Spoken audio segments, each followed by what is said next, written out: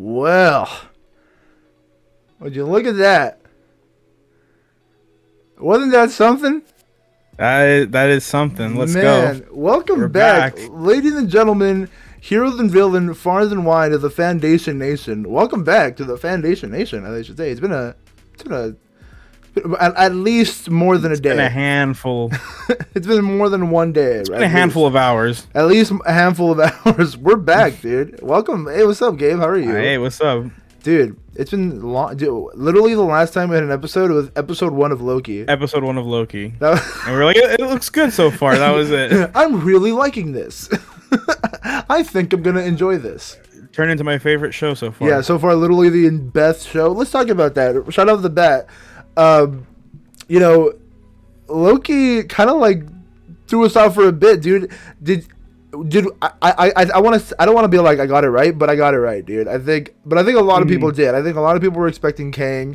We finally got Kang, but I think what the thing is with like Kang and like the whole thing with Loki is that it kind of set up an idea that's like way bigger. It's gonna be being used in like everything, because like now they're like dealing with some of that is like going on in What If. I know you haven't seen the newest episode, but like, dude, everything going on with the multiverse, that's like the entire plot of What If, essentially, and all that span did from what happened with Loki. If Loki didn't happen, everything going on with the multiverse genuinely probably wouldn't have happened, which is nuts to think about. Yeah. And then we just said it's like our favorite out of all of them. I want to say this. I went back and I thought about him. WandaVision, I feel bad for WandaVision. Genuinely, because we went hard on WandaVision, and it genuinely is a good show, in my opinion. It is a good show. The things they did, the way that we were enthralled week to week, talking about like theories. Literally, we haven't done that for any other show. Realistically. Yeah. The way it kept us hooked week to week, the theming, the appropriate theming of the years and the TV. I'm a big TV head, so I thought that was really cool. Obviously, we have our gripes about the ending, but I think just because of how the ending ended up, I felt like I went too hard on the show WandaVision. But I do like it more now than I did. I think it's my second favorite.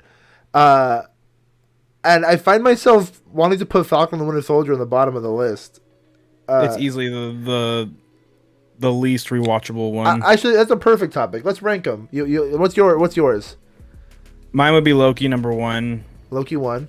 I would put WandaVision, but I think the journey with WandaVision was the fun part. Yeah. I still think the ending is still not the best, in my opinion. It felt rushed. It felt too abrupt. I agree. And then the idea with her not getting any consequences for her awful actions. Yeah. Yeah. That. Nuts.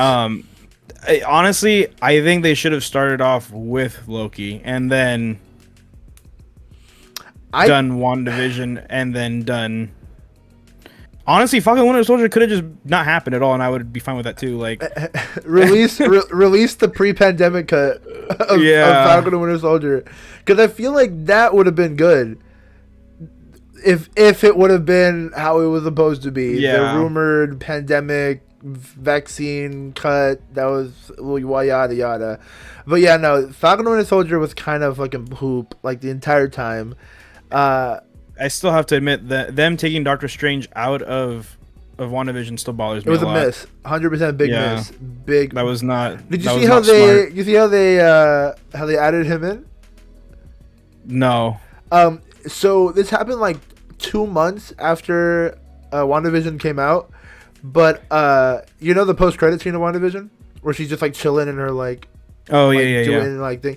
They literally added a tiny little shadow from the tree line, going from the tree line to her cabin, and everyone's saying that's Doctor Strange. Yo, B Grissom, what's up, man? My 75th subscriber on the Jeff Ferrini channel. My favorite 75th subscriber. Let's go. So yeah, hey, technically, Doctor Strange is in WandaVision. Take that. Kevin Feige got you in the end, Gabe. You know what? Mephisto confirmed in Spider-Man then as well. We saw the pictures. We're gonna talk about that later. Um, There's a theory. There is a theory, Gabe. Oh my There is a gosh. theory, and it has legs. It has legs, and it's walking. It has 6 legs, and it looks like a spider. Oh my gosh, Dude. Okay. So you put Loki first, WandaVision, Falcon and Winter Soldier. Yeah. Loki, WandaVision, and Falcon Winter Soldier. Are you comfortable with throwing What If into this? If I had to throw What If, Because you're only like 5 episodes in for What If, right? yeah, And I'm caught up. even with the 5 episodes in, I'm putting What If above Falcon and Winter Soldier. That's Just fair. because That's fair. No, that's fair. That Doctor Strange episode went hard. Good. That's a great episode. That was so good. Dude. Okay. And then Marvel Zombies was good too. I need to pull up a list of the episodes. Because I genuinely don't remember. Okay, no. We can we're smart people. We'll go down the list. All right. So we'll talk about the first. We'll go spoiler in on the first 5 episodes because that's what you've seen, and then I'll loosely give my review on like the ones you haven't seen to like give you a feel for it, and then I want to give my prediction on what's going on on the final episode. All right. Without giving any spoilers to you, obviously. But episode 1 was the Peggy Carter episode, correct? What do you think about that one? I didn't think it was spectacular. I didn't think it was bad though. I thought it was like a nice little intro to like the concept of What If. You know, just like, oh, here's what could have happened if you know this didn't happen. And it was a familiar storyline that we knew, and it was just changing parts of that storyline with Peggy Carter as with the serum or whatever. So I thought that was a good little start. Yeah, I agree. I really enjoyed it though. I thought it's like in my top 5 for sure. I know a lot of people have like people are just like, oh, it's just a copy and paste of the movie. But funny enough, that's my critique for the Doctor Strange episode. That because a lot of people like fucking like you, as you just said, you fucking love the Doctor Strange episode. Me, it's not my favorite. I thought once he started going evil, I guess we'll expand more on that once we get to that episode. But it's like, I thought that episode was more like copy and paste of a movie than the Captain Carter one, where I thoroughly enjoyed it. I thought her character was like pretty awesome, and like I really do want to see her in live action. Which, if the rumors of her being in Multiverse of Madness is true, that's gonna be sick. I'm all for Captain Carter getting more like screen time up in like live action, especially because like her show was pretty cool, Agent Carter. I didn't watch the full thing, but so I'm not gonna be all like I'm an Agent Carter like stan. No, I never saw any of those. So, but hey, man, episode 2 was the Star-Lord T'Challa episode. Yeah, fucking loved it.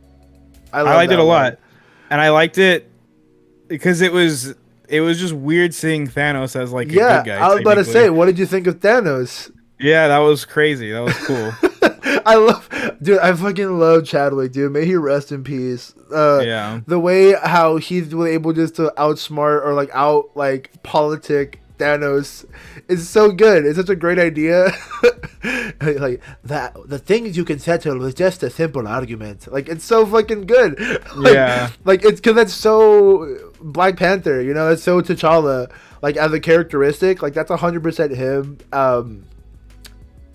And it just... Okay, so I remember when Infinity War came out, Michael B. Jordan was like, I could kill Thanos. If I was alive, it wouldn't have happened. Get out of here, Michael B. Jordan. Get out of here, Michael B. Jordan. Dude, T'Challa did it with a conversation. Like, that's just nuts. And I still love that Thanos is the same Thanos. Yeah. He's just not extremist. Like, he's just like, hear me out. Yeah. Hey, hear me out. It's an idea. It's a concept. Genocide works sometimes, you know? He was like, ever heard of bug spray? He's like, Doug, it's like... It just reminded me of, like, Bill Burr. You know, like, have you seen that skit where he's talking about how, like, you just send a bunch of cruise ships out and we'll just sink them one by one?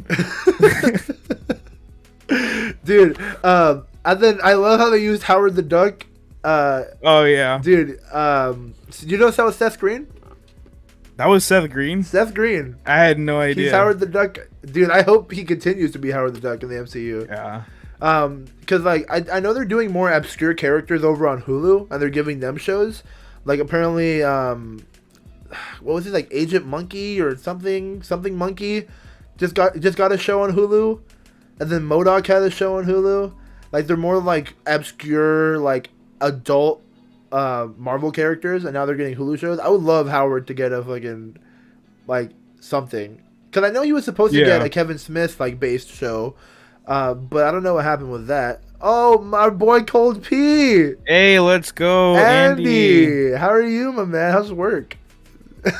I haven't been there in a couple of days. You guys have been working together now. I see him all the time, dude. His haiku. We swapped. Hey, his like 5 a.m. haikus are the best. Oh my gosh. So yeah, episode 2 of What If. I thoroughly enjoyed that one. I thought that was like honestly was one of my favorites. Probably like I think it's like top 3, 100%. Episode 3. What's episode 3? Is that the Doctor Strange? No, it's either Doctor Strange or it's the one where not Hope. What's his face? The original Ant-Man, Hank Pym kills all of the Avengers. I think it might be that one. Let me just pull up What If on Disney Plus. I'm gonna see. All right, here we go. Episode 3 is What If the World Lost the Mightiest Heroes. The Mightiest Heroes. I loved that one. I thought it was a good one too. A lot of people didn't like that one. A lot of people. Get why? Yeah, because I think they're just saying like, oh, it's dumb how Hank Pym could just kill them all. I thought it was like super smart how he did it for all genius. of them, dude. It was, dude. When the Hulk died, I couldn't like. You had no idea how I processed. Like I just couldn't speak. I was like, there's no way this is happening. And then when they showed how it happened, I'm like, that makes so much sense, dude. And that 100% confirms that if Ant-Man did go up Thanos' butt, he could have killed him no problem. So I don't understand. They confirmed a meme with that one. Yeah. And people were all upset about it. It's like, it was good. It was a good episode. It was a great episode. And like the twist of making Hank Pym evil, dude. Dog, me and Andy work for him. We work for that man. Our boss is evil. This is nuts. There's a thing going on in the Marvel like fandom right now. Can you even say fandom? People, the casuals that are watching the MCU and being like, that's not within his character. It's like, yes, it is. Yeah, all these things that are happening are within these people's characters. We're definitely in a world of opinions. We're definitely in a world of opinions of people that don't know the source material. And I don't want to sound like one of those guys, but it's crazy. Like, I feel like WandaVision's happening again, where it's like all these like misinformed opinions are happening, and people are like, "It's Mephisto." It's like this is one where like we'll get into it later, but like the Spider-Man stuff with Doctor Strange, and everyone's like, "It's Mephisto. It's got to be." I'm like, y'all need to chill. You, man, there's a Mephisto definitely theory. Not. There's a Mephisto theory, and it has legs, dude. I'm telling you. I'll get to it. You'll get to it. I'll get to it. The Mephisto theory has legs. Thing is definitely within his character, like. In the MCU already, he's not fond of everyone else in the Avengers. He doesn't like them because they all were cool with Tony Stark. He never liked the idea of the Avengers. Remember, he punched that dude in the face in S.H.I.E.L.D. and like fucking clocked him in the nose. And then he even like said it like when after Civil War or whatever, when he was like, "Hey, I'm sorry, Iron Man and Captain America needed my help," and he was like, "Stark," like. He wanted my technology. It's like he's had a vendetta against them for like years. Yeah, so he doesn't like them, so it's within his character. 100%. And the idea that his family dying because of them and pushing him over the edge—that's fucking sick. I mean, because in the timeline, right, his wife dies still. Yeah. Like, and so in this timeline, they're basically just saying that his daughter joined. Like some sort of initiative, and she was killed also. Yeah, and that would cause him to go mad, like over the edge. Yeah, I hate Nick Fury and everyone else that's trying to get this to happen. That shit happened in real life. Yeah, like. So I honestly really like that episode. I thoroughly enjoyed it a lot more than other ones. So it's interesting to see how people like didn't like that one. But hey, you're entitled to your own opinion, you know. I swear to God, if someone comes up in here and be like, "Hey, the Party Thor episode is my favorite," I know you haven't seen it yet, but God, that episode was so bad. and I'm sorry if you do like it. You're more entitled to like it if you do. I was just so bored. I guess it was fun. I'll give my review once we get to it.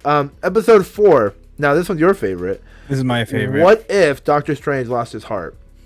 I think it's an interesting idea, but here's my 2 cents. Let me get my 2 cents of like why I didn't why I didn't love it.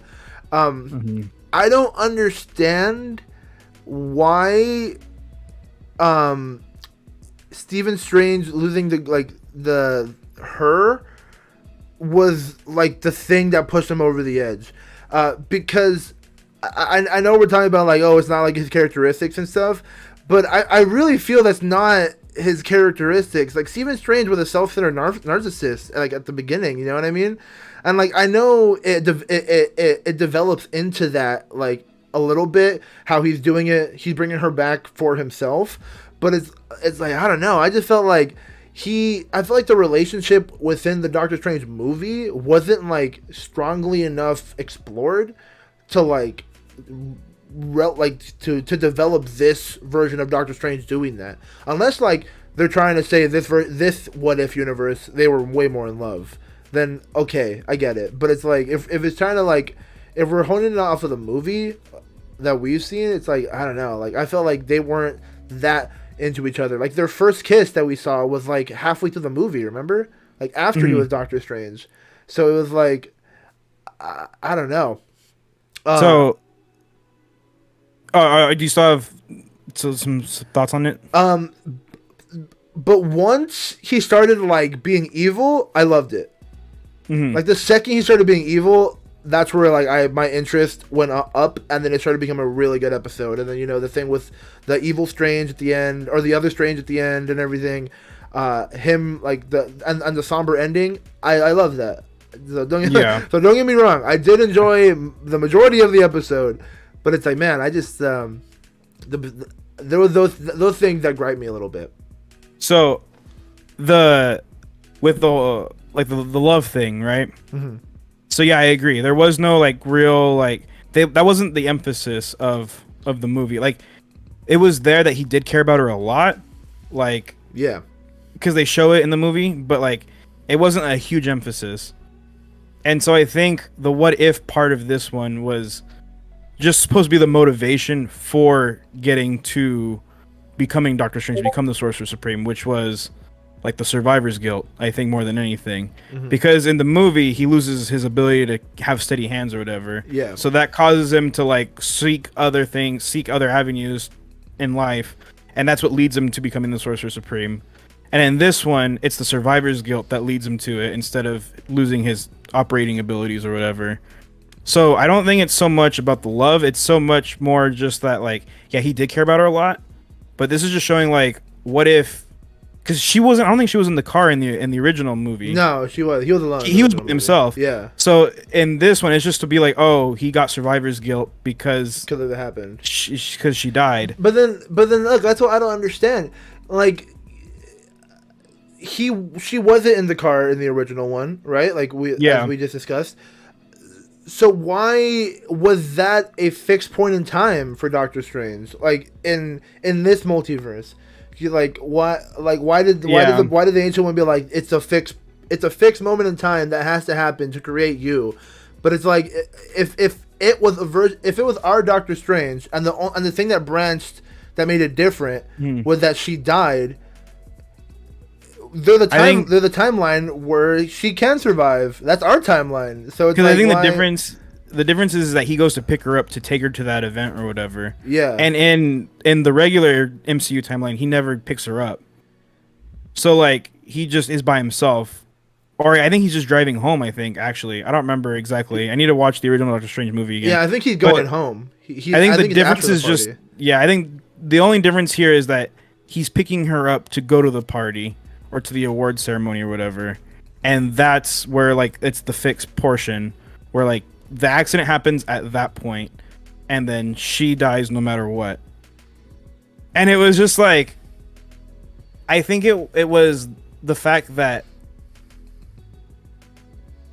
I don't know. I just like the survivor's guilt theme. No, it's cool. Like Honestly, it makes him go insane. Yeah, you pointing it out that it's survivor's guilt over love is kind of changing my perspective on know why he's doing it, because I didn't think about it as survivor's guilt. I thought about it as like a love thing, and I was like, well, that doesn't really make sense towards like what they established in the movie. But pointing it from perspective of the survivor's guilt, that makes a lot more like probable sense.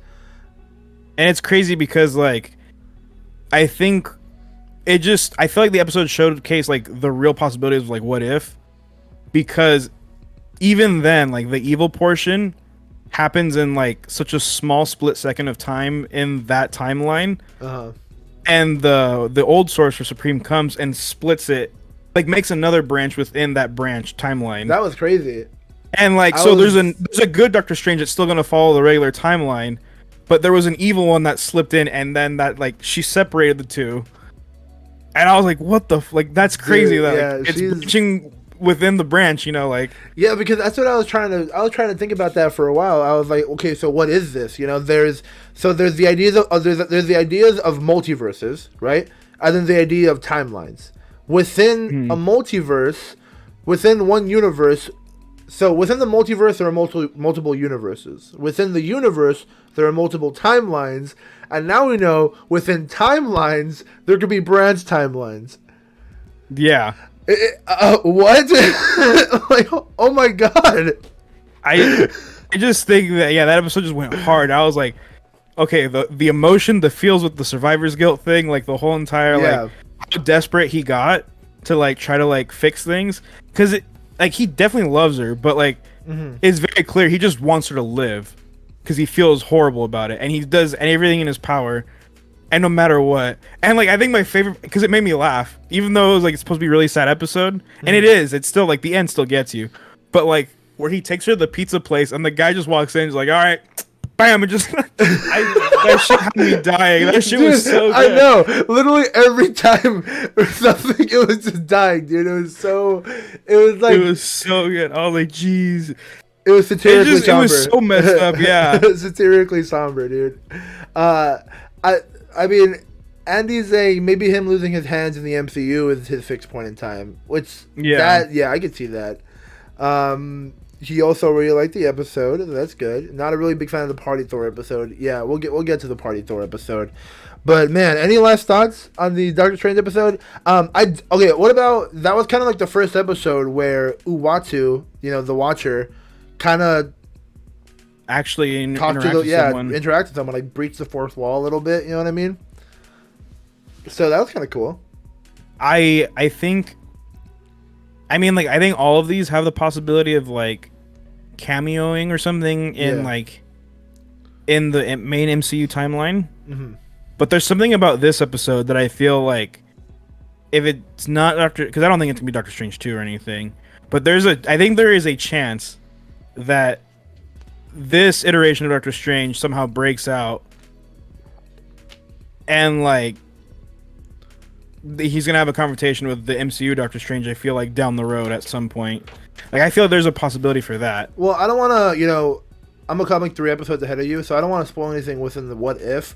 But I did hear there's rumors that version of Doctor Strange is going to be in the Multiverse of Madness. Like there are current rumors and leaks that a dark version of Doctor Strange is in Multiverse of Madness, and then when they heard like a dark version, everyone just is assuming it's the what if version that were introduced.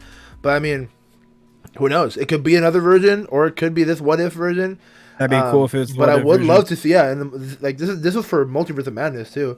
Let's see. Andy says for the Watcher, maybe he interacted just because he knew the universe at time that was gonna collapse anyways. Well, I think he, when it comes to the Watcher, I feel like if the being is like strong enough to actually notice them, I think he'll talk to them, but he won't like say anything that will damage the timeline or multiverse. Because the moment he had the conversation, like Strange noticed him, like he was talking to him, but it wasn't anything like giving him answers, helping him how to break out or anything. It was just like, sorry, bud, can't break the rules. Peace. So like maybe the Watcher's like, hey, I respect you could see me, but I ain't helping, type of stuff. You know what I mean? And I think that I just like the fact that it's like he's so strong that like the Watcher just interacted. He was just like, oh, this is fucked up. Like this guy could actually, like mess up the multiverse kind of. There's this ongoing motif with him. Check it out if you guys haven't noticed it. If you go from the episode 1 all the way to like episode or to the end, he gets progressively closer, and you get see more details of him throughout the season of the show.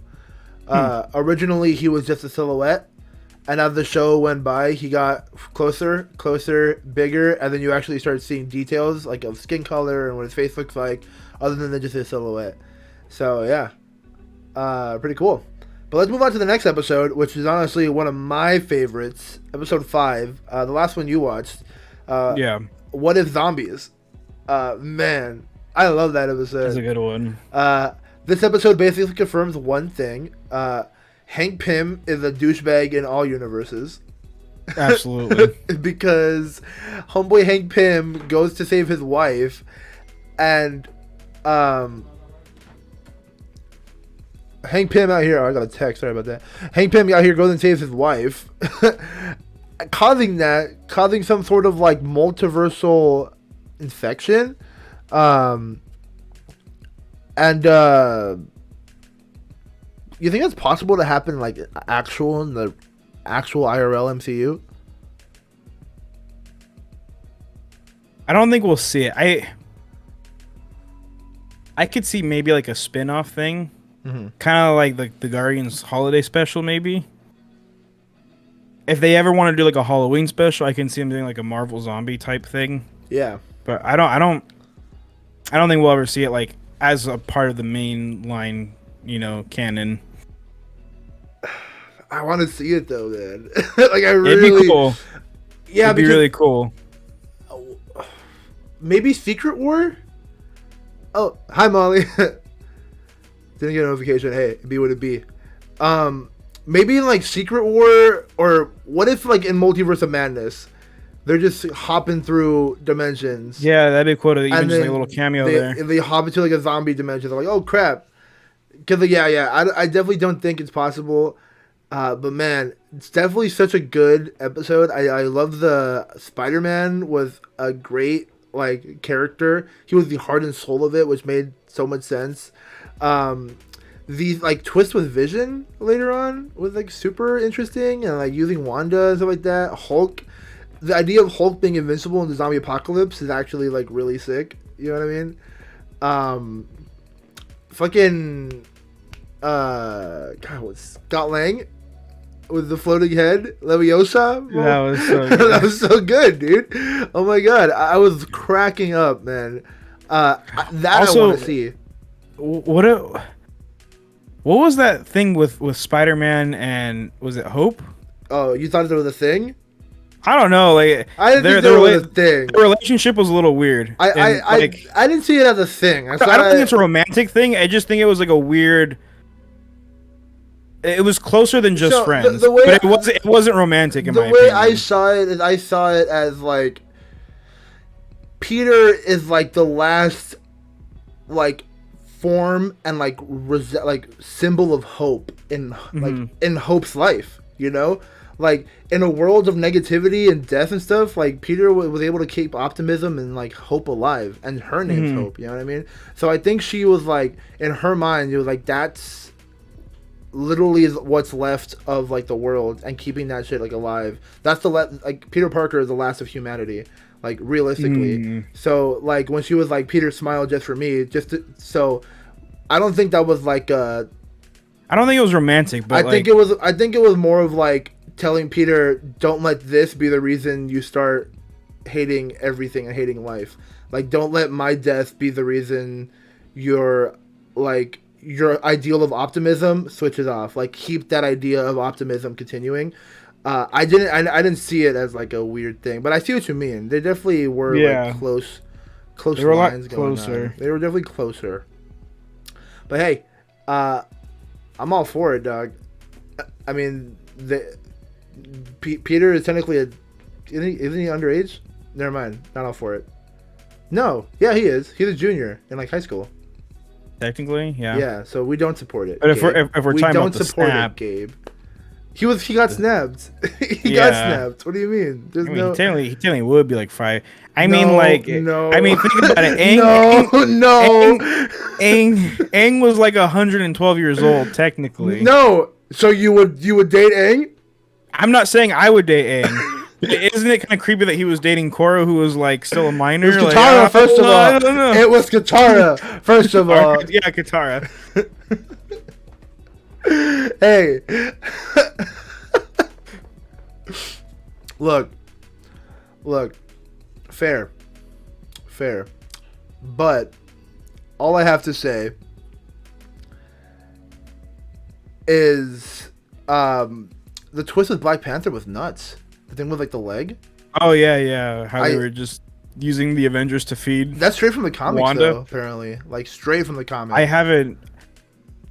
I've read some of Marvel Zombies, but I haven't read. Apparently, like, it's way its different. entirety. Like they're actually zombies. They could talk and stuff like that. I haven't read it myself. Yeah. But I know Robert Kirkman had a hand in making it. Yeah, I did hear about that. That is cool though. So that was What If Zombies. Oh, biggest fucking twist on the end of the episode. I forgot about the end of the episode. Zombie Thanos? Vision? No, Zombie Thanos. Oh, Zombie Thanos coming, yeah. What is that? What the hell is that about? It's a 2-parter too, so There's no way it's a 2-parter. Yeah, they said to be continued. I think at the end of the episode. No, did it say? No, they didn't. I'm pretty sure it says to be continued. No. I don't think it did. Did it? I'm going crazy. I'm gonna. You gotta watch it. You gotta watch. Go to it real quick. Yeah, watch it real quick. I don't think it did, man. I don't think it did. No, that's the Killmonger episode. To be continued? No, I don't think so. What would be continued? They go back to Wakanda and get destroyed? There is no continue. I mean, I guess they have to. All they have to do is just boost that signal, then theoretically it cures them, right? But man, that'd be a nuts. What it has? I mean, unless they give freaking Black Panther a vibranium leg, you know what I mean? Like, there's no way. Dude, I think you're you're looking for nothing, man. You're looking for nothing. No, I definitely think there's gonna be a part 2 to that one, though. Okay? I think there's gonna be a season 2. For if it's not this season, well, I definitely think there's didn't they say there was gonna be multiple seasons of What If? I don't know. I thought they did confirm that, but I don't want to say anything because I don't know for sure. What do you know? What do you want? Let me see. Source? What if? We all know. We know Kevin Feige is your source.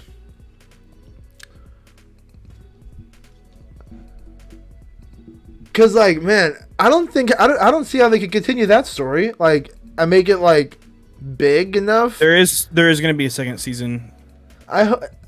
Man, I do think that we'll get a second episode because Thanos raises the gauntlet, but then the Mind Stone's missing, and we know Vision's still alive. No, Vision's not alive. He killed himself. They have the Mind Stone. Oh, they have the Mind Stone. That's right. So, but they're gonna have to meet. They're literally flying to him. Yeah, they're flying straight to him. There's gonna be another episode on that one. It's gonna be Spider-Man, freaking flying Hank Head or flying Scott Head, and like the Guardians are still out there technically. The Guardians are out there. Yeah, we never saw them zombified. True. Yeah, that is true. And we didn't see the Guardians are still out there. There's still a lot of, and then who knows? Maybe the Eternals are still out there. Did Captain Marvel? Captain Marvel. I don't think Captain Marvel was there either. Okay. So there's still a possibility. Dude. Okay, so what if? Right? They fail at Wakanda. They succeed, but they fail. They're able to upload the signal, but they all die in the process. But like the signal doesn't like do what is expected or whatever. they just like all die. It, if anything, it like brings people that are aware of Earth or something. Maybe, you know, like Captain Marvel is now aware. Like people from like Sakaar are now aware. Like the Guardians are aware. Like now that something's going on in the freaking Earth. Did Nick Fury show up in the zombie episode? No. No, but so. I'm pretty sure it's assumed. I think he's just implied that he died, unless he's on the sword base.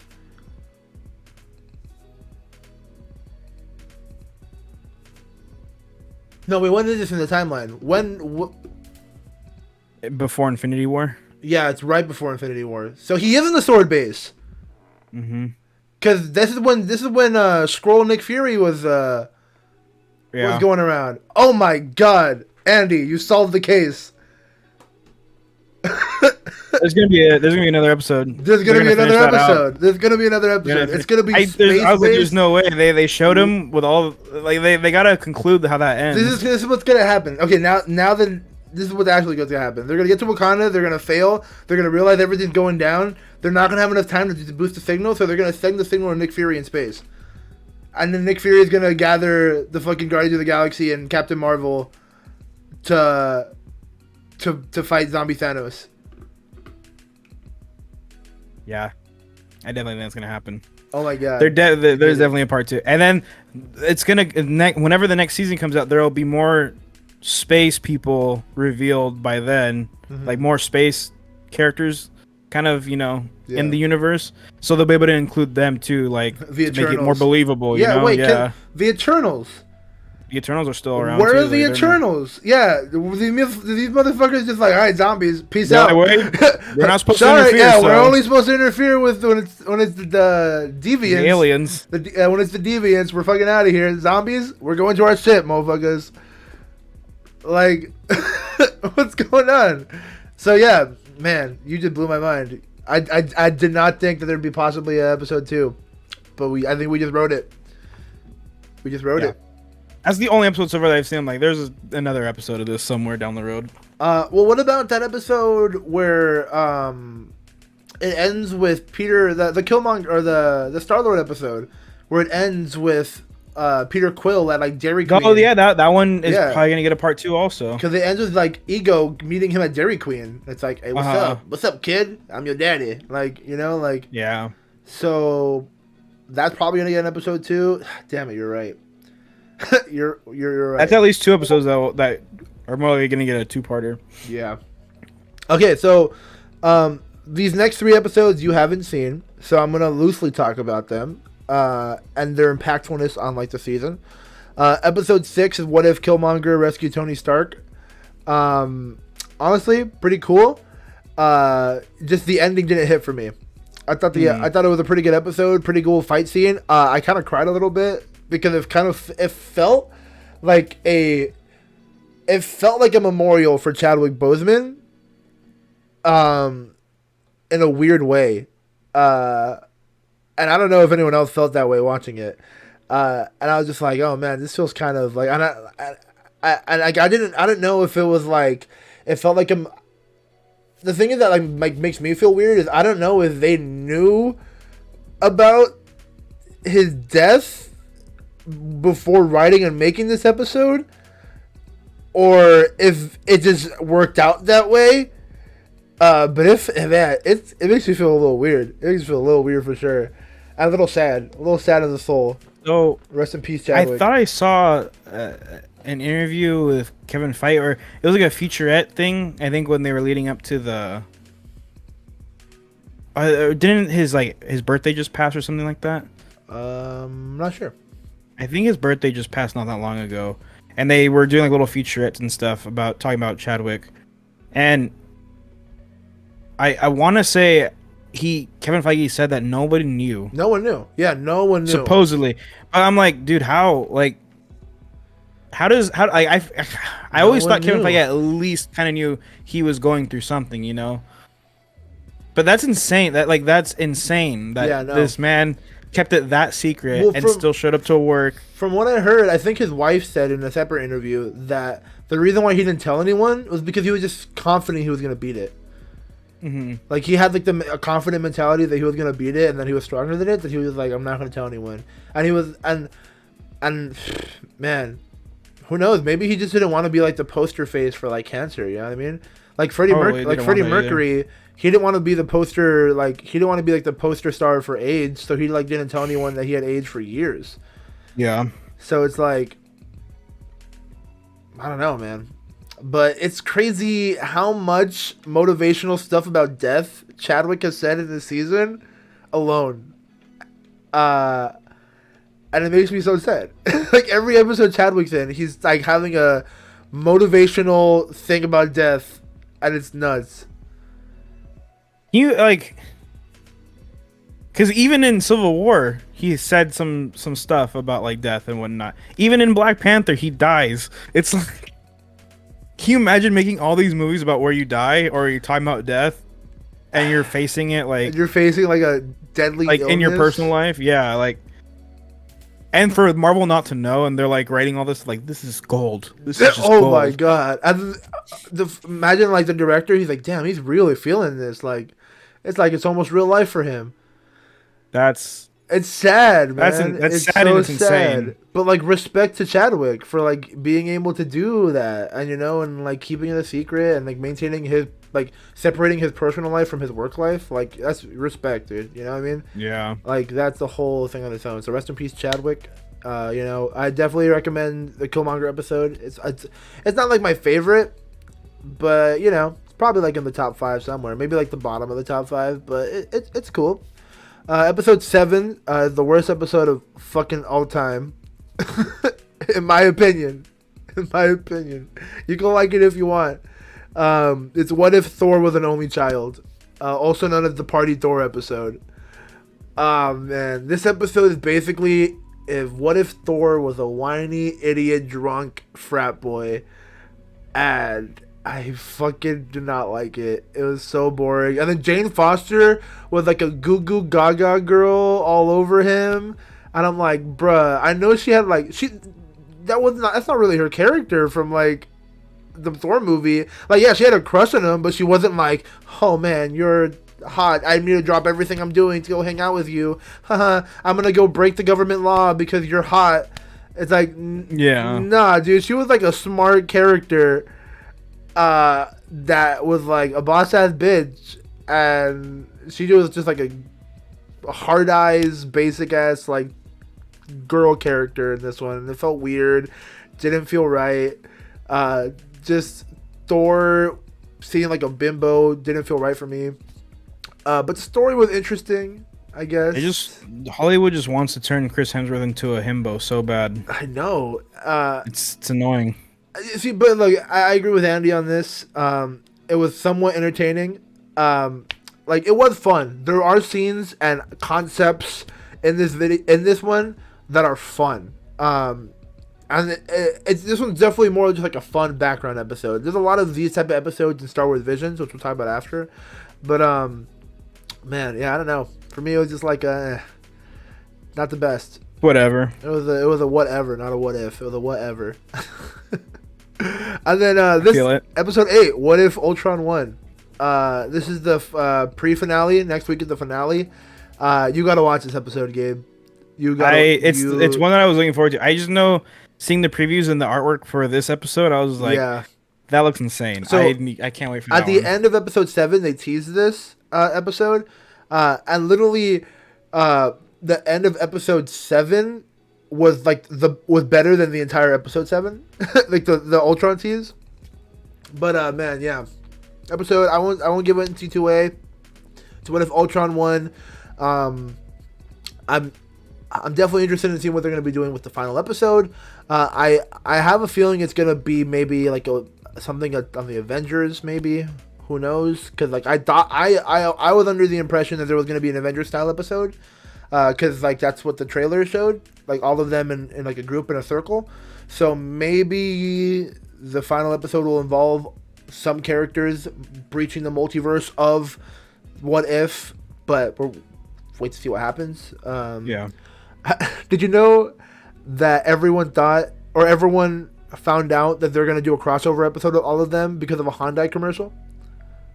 Wait, really? So yeah, they released a Hyundai car commercial where literally all of them are fighting an army of Ultrons, like in the middle of like a desert, and the Watcher's there, and he goes like this, and like a portal opens up, and Party Thor driving a Hyundai, a Hyundai Sonata, fucking drifts out like he's fucking Dominic Toretto, swinging his like his Mjolnir, and he takes out a bunch of Ultrons. And he's like, Marvel, what if, presented by Hyundai. It's like, You know, I would appreciate if Dominic Toretto was actually in the episode and Thor was just a passenger in the seat. yeah. Oh my god, that'd be amazing. And it's just Ultron. He's like, really breaching the multiverse. I have an army. Yeah. You can't beat me. And he's like, we have family. Nothing can beat a family. And then they all just fight. Yeah, it's like the scene from Avengers 1 where it's like, we have an army, or I have an army. He's like, instead of we have a Hulk, it says Dominic Toretto, and we have family. We have a family. We have family. It'd be so good. It would make sense because it's Ultron. He's just a robot. Yeah, he doesn't have family. He's alone. So yeah, man, I'm excited to see what episode 9 will be. I have a feeling it's gonna be like the. What if Dom Toretto was in the Marvel universe? What if Dom Toretto was in the Marvel universe? It's gonna be. That's actually canon. So I actually on my like main channel, Just Fernie, I did a movie commentary track on Fast and the Furious, right? Yeah.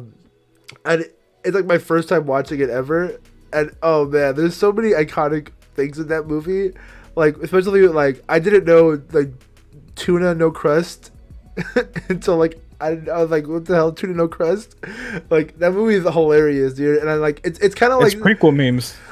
It feels, the Fast and the Furious franchise feels like the Saints Row video games of movie. You know, like the first one was like super serious, and then like now they're going to space with flying cars. You know what I mean? Oh yeah, they've stopped caring about trying to be cool or realistic. I mentioned in the commentary track that Vin Diesel said in an interview that he feels that there's gonna be a crossover between Jurassic Park and Fast and the Furious. I'm out if that happens. You're like, out? I'm out. You wouldn't go to the theater and watch that? If Dom Toretto's standing in a Dodge Charger, drifting past a Raptor, you wouldn't want to see that? Raptor tripping over a T-Rex, talking about family. Nah, he's driving. You know, like that T-Rex car, like the 3-wheeled, like sport, like fucking. He's driving the T-Rex car, drifting past the T-Rex. Oh man, you wouldn't want to watch that. The Ram TRX. You wouldn't want to watch that. And then what's her face? Is it Michelle Rodriguez? She's driving around in a Ford Raptor. A T-Rex is strong, but not as strong as family. Oh no! Oh my god, dude! Hey, I'm here for it. So, moving on. Next topic. I just want to go briefly down this list because I know you haven't seen it yet. But Star Wars Visions, that came out finally. I'm not a huge anime guy. I haven't seen a lot of the animes, but I have seen some anime. I was watching before like Visions came out. I started watching Kill la Kill because I heard Studio Trigger was like a really good studio, and like they were gonna be making a couple episodes for this. So I was like, okay, I'll check it out. And Kill la Kill was a great show. I was enjoying that a lot. Good anime, and honestly. Some of the episodes of Visions, like some of the best ones, were the Trigger episodes. So like that's kind of cool. Andy said I only watched up to episode 2, but episode 1 was cool. Nudist the beach. Kill la Kill. Yeah. Okay, so we're just gonna be like a quick little brief, talking through about this, without getting any spoilers. Episode 1 was called The Duel. That one was fucking sick. Definitely recommend it 100%. It kind of felt like you're literally was looking at a manga, and like the animation was coming straight out of like a manga. Fucking dope. The story was awesome. One thing Visions does that a lot of like actual Star Wars content doesn't really like establish is like go into lore with sabers and kyber crystals. and like honor about that. And like this one, the duel was all about that, with all that like honor, kyber crystals, and like the science behind kyber crystals and the science behind like dueling, like lightsaber dueling. Fucking sick. Episode 2 was called Tatooine Rhapsody. That one was, in my opinion, a episode that you could just leave on in the background and don't have to watch it. You don't have to like seriously pay attention. You know what I mean? It's one of the episodes that are just like, oh, this is cool. It's a cool concept, cool animation style, but it's like, I'm not like super into it. At least in my opinion. Episode 3 though, that one was one of the Studio Trigger episodes that I was talking about. That one was really good. It was about a pair of twins. It's called The Twins. It was kind of nice. It's kind of like I don't want to say like a Cain and Abel-esque story, but it's really cool. Like these two twins both working in the dark side. Definitely recommend it. I don't want to like go too spoilery in, without like giving anything away. Because I definitely think everyone should go into these episodes with like a fresh like take and try them out because they're fun. But I also think if you're gonna watch Star Wars Visions, remember that it's not canon. So it's like just have fun with it, Like you're really like half of this shit's not gonna make sense. Like Boba Fett's in episode 2, and Jabba in episode 2, and like they're on Tatooine in episode 2. Like none that shit's never gonna happen actually in like on Tatooine and stuff like that. Maybe, who knows? But episode 3 was called The Village Bride. That one was really cool. That one was like a vibe. It wasn't like too exciting with action wise, but it was a really cool, exciting story with some really dope characters. I think the characters in that one was really awesome, so I definitely recommend episode 4. But episode 5, I think is gonna be like my favorite. It's called The Ninth Jedi.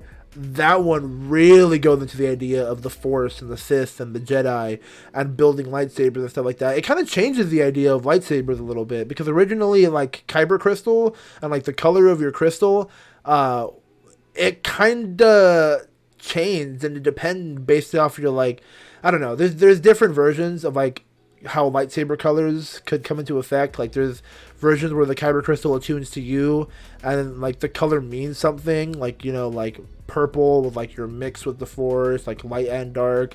Like yellow meant like you're a sentinel guard, and like red was like a cracked kyber crystal. But like in this one, it kind of switches the idea of like kyber crystals and lightsabers and changes it to like lightsabers adjust to the wielder. Like the color will change based on like your own attune with the Force, and like the length of your saber will like change based off like your attunement with the Force. So I thought that was kind of interesting. Probably one of the more stronger episodes. So 100% The Ninth Jedi. Keep an eye out on that one. They're really quick too. They're only like 15 max 20 minutes. Yeah.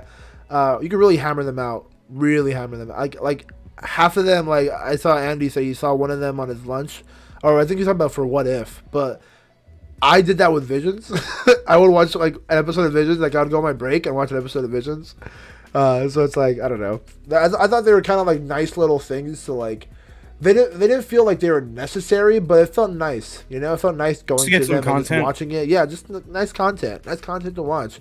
It wasn't anything like super serious that I felt like had to be. Like, I feel like when we're watching like, with us watching like, when we were watching like Falcon and Winter Soldier or WandaVision, we were going like week to week, like, oh, we need to watch this. We need this to come out. We need this to confirm this. We need this to do this. This one just felt nice. Just like, I'm not expecting anything. I don't need anything from this. I'm just watching it to watch it. And yeah, it's pretty cool.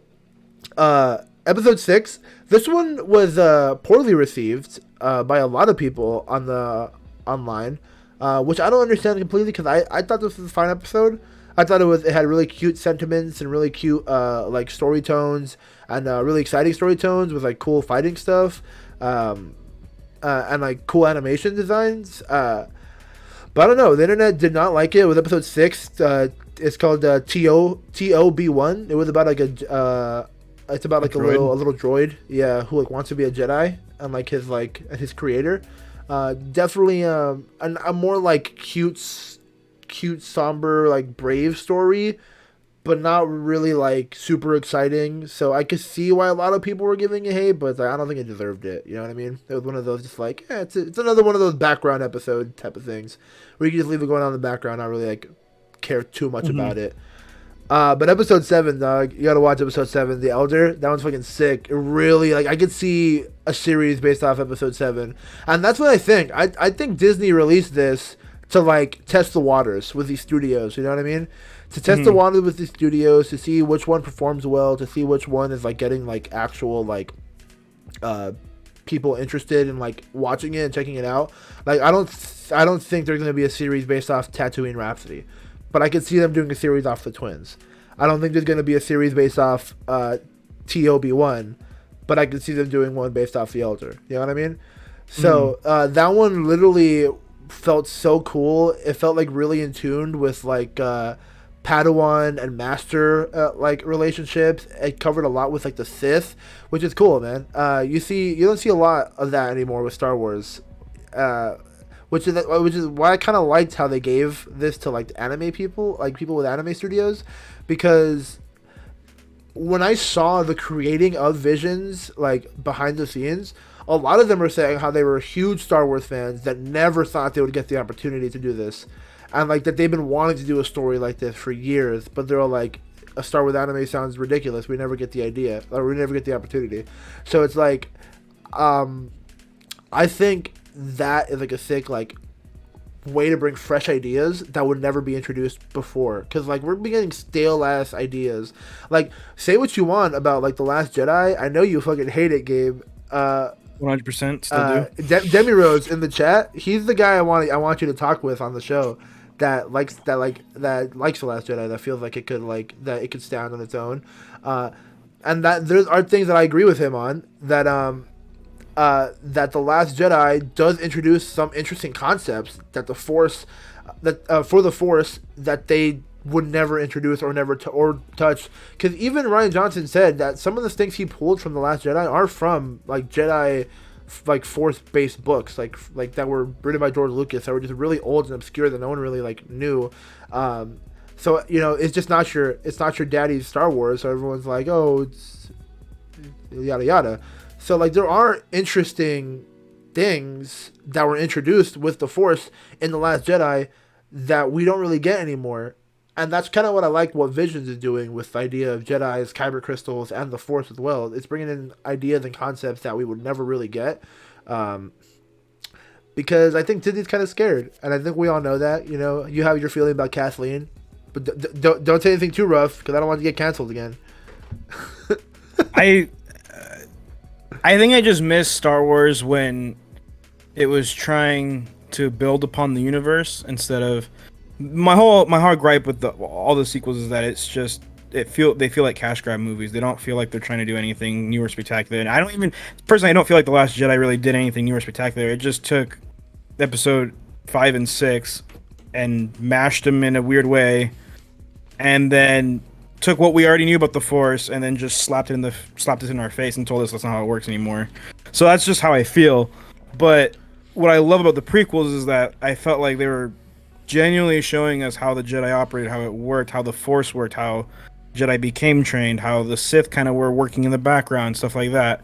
And so I really wish that we could just get more like what you say, the kyber crystal stuff. It's like, I don't like what they did in Clone Wars, where they're like, oh, you become attuned with the crystal, and then your color comes from that. Mm-hmm. I prefer the old EU version, where it was like the color had a significance or a meaning, and you had that color because it was your role within the Jedi, you know, temple or whatever. And it was how your Force style was. Yeah. I don't know. Because the way they did they did it on purpose on Clone Wars to try to cut the color variation down. Because George never liked the idea of more colors than blue, green, and red. And he only did purple because Sam. So, it's like, at least the EU was trying to, like, give reasons for different colors. And, like, I don't know, just the new canon version that even George implemented, I didn't like. I like yellow a lot. So I was like, I personally don't mind the idea of of your lightsaber color switching to your Force attunement. I personally don't mind it. I kind of feel like that does breach in a little bit to the idea that everything is connected to the Force. But I see what you mean. I see, because it is interesting how like you see old concept arts of like Sentinel people that have like all yellow lightsabers and they have like their fucking dope ass armor. And then yeah, it was red because you make the crystal bleed, as you said, because that you would have to crack a kyber crystal back in the day to make it bleed to turn it red, not just feel evil. You know what I mean? Like you had to do what a spiritually evil act in order to get a red saber. So I do agree with you for sure on some of those fronts.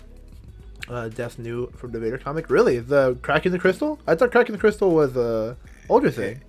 In the old canon, it was. They never really. I don't think George ever really expanded upon it, but the EU kind of described it as it was fake. It wasn't a real kyber crystal. It was synthetic. A synthetic kyber crystal? They got like the discount. They got their kyber crystals from Wish.com. No, so like they had to like make their own version of a kyber crystal because obviously Ilum was like the only planet that had kyber crystals, right? Mm-hmm. And so like the idea was like, oh well, the Jedi and the Sith can't be going to the same planet to get lightsabers, so the Sith were making their own not? It's the version test. synthetic, you know. It's the ultimate test. But yeah, man, oh damn, that is crazy though. I know the comic strip you're talking about, Carlos. I didn't know that was the introduction of it. That's crazy. But I digress.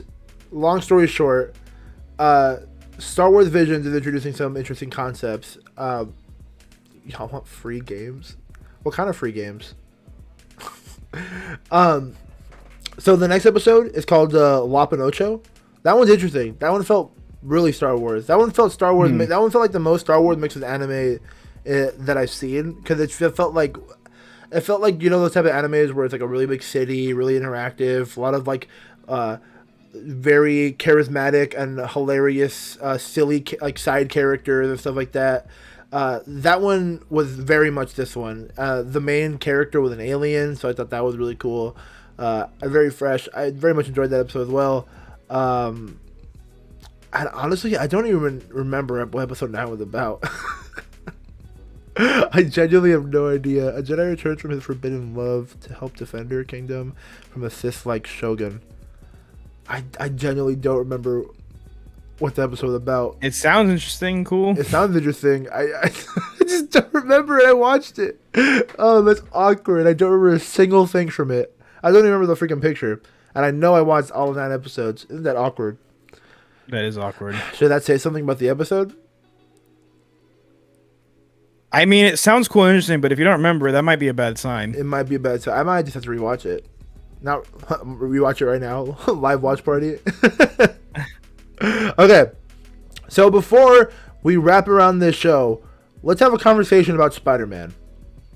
Have a little conversation about Spider-Man. My boy Spider-Man. Your boy Spider-Man. We were right. We were right, man. All those links were right. Right. Everything was right. We gotta talk with our boy Aaron. We gotta get his opinion. Ice party go. We gotta get. Well, yeah. Aaron's in the freaking trailer or in the intro, and so is Kevin. They're more than welcome to hop on the show. We gotta get their opinions, dude. Uncle Ben. He's gonna do. I'm telling you, Tobey Maguire is gonna be Uncle Ben. It's gonna happen. 100%, dude. I feel so okay. On the real, I feel so bad for Andrew Garfield right now. Leave him alone. Leave Andrew Garfield alone. He tried his best to keep it a secret. He's trying so hard. Every time he goes on TV, they're all like, all right, cool, yeah, your movie, whatever. Spider-Man, though. Now, Spider-Man, though. So you're going to be in Spider-Man, right? And he's like, God, I know, I'm not. I love how they egg him about it. Like, the worst part is, like, they don't. Like, they'll like, trash him first. They'll be like, oh, so how does it feel that your job got stolen and you might be coming back? It's like, all right, cool. Dude, like, thanks. It sucks. And then apparently Tobey Maguire doesn't give a crap. Apparently, like, Tobey doesn't even do interviews. He's just like, mm-mm. No, but there was an Instagram post where like some guy went up to him and it was like a selfie with Tobey Maguire, and then like in the description of the photo, he said, just met Tobey Maguire in New York Park or whatever. He was like super nice guy. I asked him if he was gonna be in Spider-Man No Way Home. He just looked at me, smiled, and winked and said, "You'll see," and walked away. And I was Cody like, doesn't give a shit. and I'm like, yeah. dude, he doesn't give a shit. He's like, yeah, whatever. I'll tell anyone. It's like, man, on the trailer, dude, the trailer was nuts. We got it. That trailer is insane. Apparently, I need the next one. The Sinister Six apparently is coming. We got Doc Ock, Green Goblin, Mr. Sandman, Vulture, right? Is Vulture coming back? I heard it was Rhino. Rhino? Yeah. Vulture, maybe Scorpion? Maybe Vulture. Dude. So so we have Mysterio, maybe? Okay, so we have confirmed Lizard, Electro, Green Goblin, Ock. Doc Ock, Yes. and then Sandman. So there's only one more spot left. Maybe Mysterio? So it's either one of Tom Holland's villains, or the rumor I remember hearing a while ago was that it was Rhino from Garfield. I have heard Rhino. I've heard rumors. I kind of feel like there's got to be one from Tom's though, at least, you know. Yeah, I think it's because I think it could be Mysterio because that one guy took the hard drive or took the flash drive that had all the Mysterio stuff. Mysterio is just a program. And if you think about it, each villain that's been announced so far has been from a different movie. Lizard was from Amazing Spider-Man 1. Yeah. Electro, Amazing Spider-Man 2. Green Goblin, Spider-Man 1. Doc Ock, Spider-Man 2. And then Sandman was Spider-Man 3. So none of them shared movies. Yeah. So well, what about Rhino? Rhino shared a movie with if that happens. So that's why I'm kind of thinking maybe it is Vulture, Michael Keaton. It's the only other person I could think of. Nah, Mysterio could be it. Let's be real. It's Topher. It's Topher as Venom. It's Topher. It's Topher. There's the repeat. Dude, speaking of Venom, or you know what? What if it actually just ends up being just Venom, Tom Hardy? So that's what because they've been kind of playing weird and coy with everything. This is what I'm about to say. So, rumor on the street, because Venom's coming out like in 2 days. if we forgot about that, Venom 2 comes out in 2 days. I was reminded today, and I forgot still. Yeah, Venom 2 comes out in 2 days. I haven't bought my ticket yet. I gotta buy my ticket. I have the day off. I'm just gonna go tomorrow night. If I don't pick up a shift, I don't know. I'm going to Horror Nights tomorrow night, so I gotta go on Friday. But rumor on the street is that the post-credit scene is gonna like involve the MCU for Venom 2. Like heavy involve the MCU.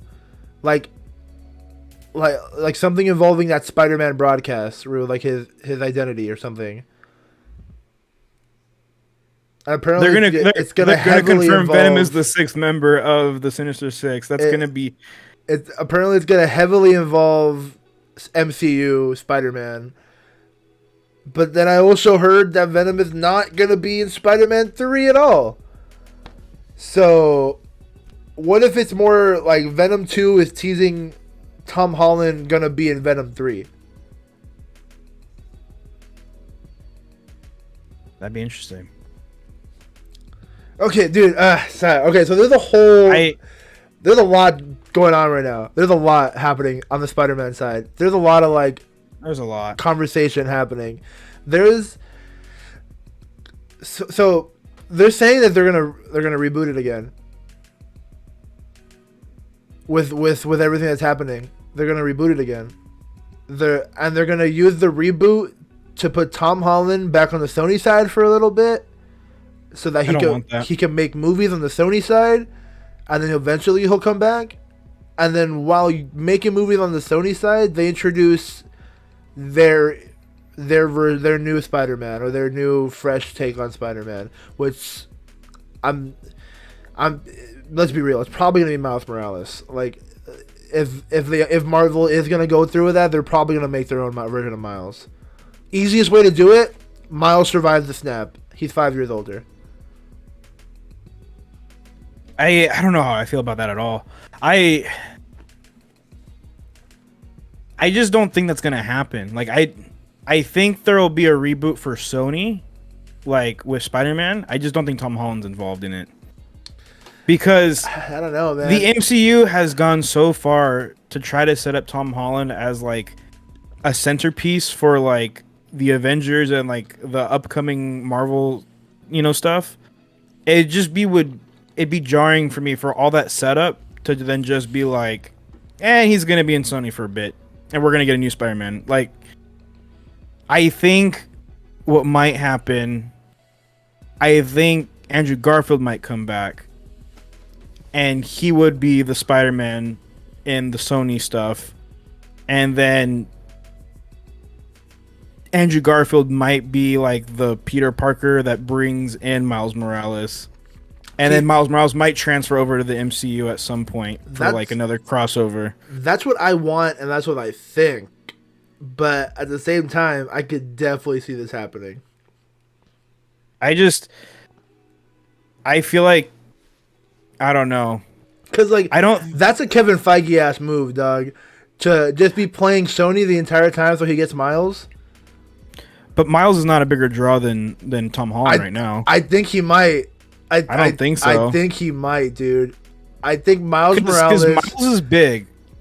But Tom Holland as Spider-Man, I think is still bigger. I don't know, man. I don't know. Hey, there's 6 people in the chat right now. Let us know. What do you think? Because I think maybe Miles can be a little bigger than a Tom Holland right now. I just don't think that had to be a very charismatic man to outdo Tom, especially just with all the chemistry he already has. They can get someone 100% easy. They get someone easy. Oh yeah, but like that's more of a risk, more of a gamble to find like a replacement for Tom. Dude, you know who would be a great Miles Morales? He's a little older, but he'd be great. He's currently playing Tim Drake on Titans. He would be a great Miles Morales. But he's gonna be playing Robin in Titans, so I don't think he would do it. Andy agrees. He can see the Miles move, and Andy agrees. I do agree that I think Tom Holland is good, and they'll probably want to keep him in for a bit. But I could see the greed coming from Sony, and I could see because here's the thing: Sony wants a Venom crossover. Sony wants a Morbius crossover. Sony's making a Madam Web movie, and they want a crossover, and it's their character. They are 100% entitled to have it. So like I don't know. I could just see Sony being like, all right, setting up our own universe with Andrew seemed like a lot of work. So we're gonna set up our Venomverse with this Madam Web and all this other stuff, but we're gonna borrow Tom for a bit. And then he was like, and you guys could do whatever character you want, and then when we're done with him, like, bring him back. Because, like, man, they want, I know for a fact they want a Venom crossover. And I know, and we've seen from multiple interviews that Feige is not a big fan of the idea of Venom being in the MCU. You know what I mean? Yeah. So it's either Kevin Feige's going to have to nut up or shut up about Venom being in the MCU, or they're going to kick Homeboy out for a little bit. I personally think it's a big risk. Because Tom Holland's hot. He's hot right now. He is hot. Oh yeah, he's also a good actor. Yeah. He's also he's also decent at playing Spider-Man. He's also a good actor, but he is hot. Oh, what are we talking about again? He's definitely hot. I don't know. I feel like you don't take the for sure cash cow, trade it for a possible cash cow. I don't think because you gotta start over. Miles is the possible cash cow. I don't think because the thing. I don't know. I just don't know. Like I don't. They've done so much to try to build up Tom as like a centerpiece moving forward, and to just strip him away and then be like, oh, we have Miles Morales now. It's like, personally, I think I would get turned off because I just be like, I don't care. Like Miles is cool and all. I love Miles. But you built up this whole entire like centerpiece around Tom. But it's just. I mean, look. If they introduce Miles, it's not gonna be like, here's Miles. We're starting from the top.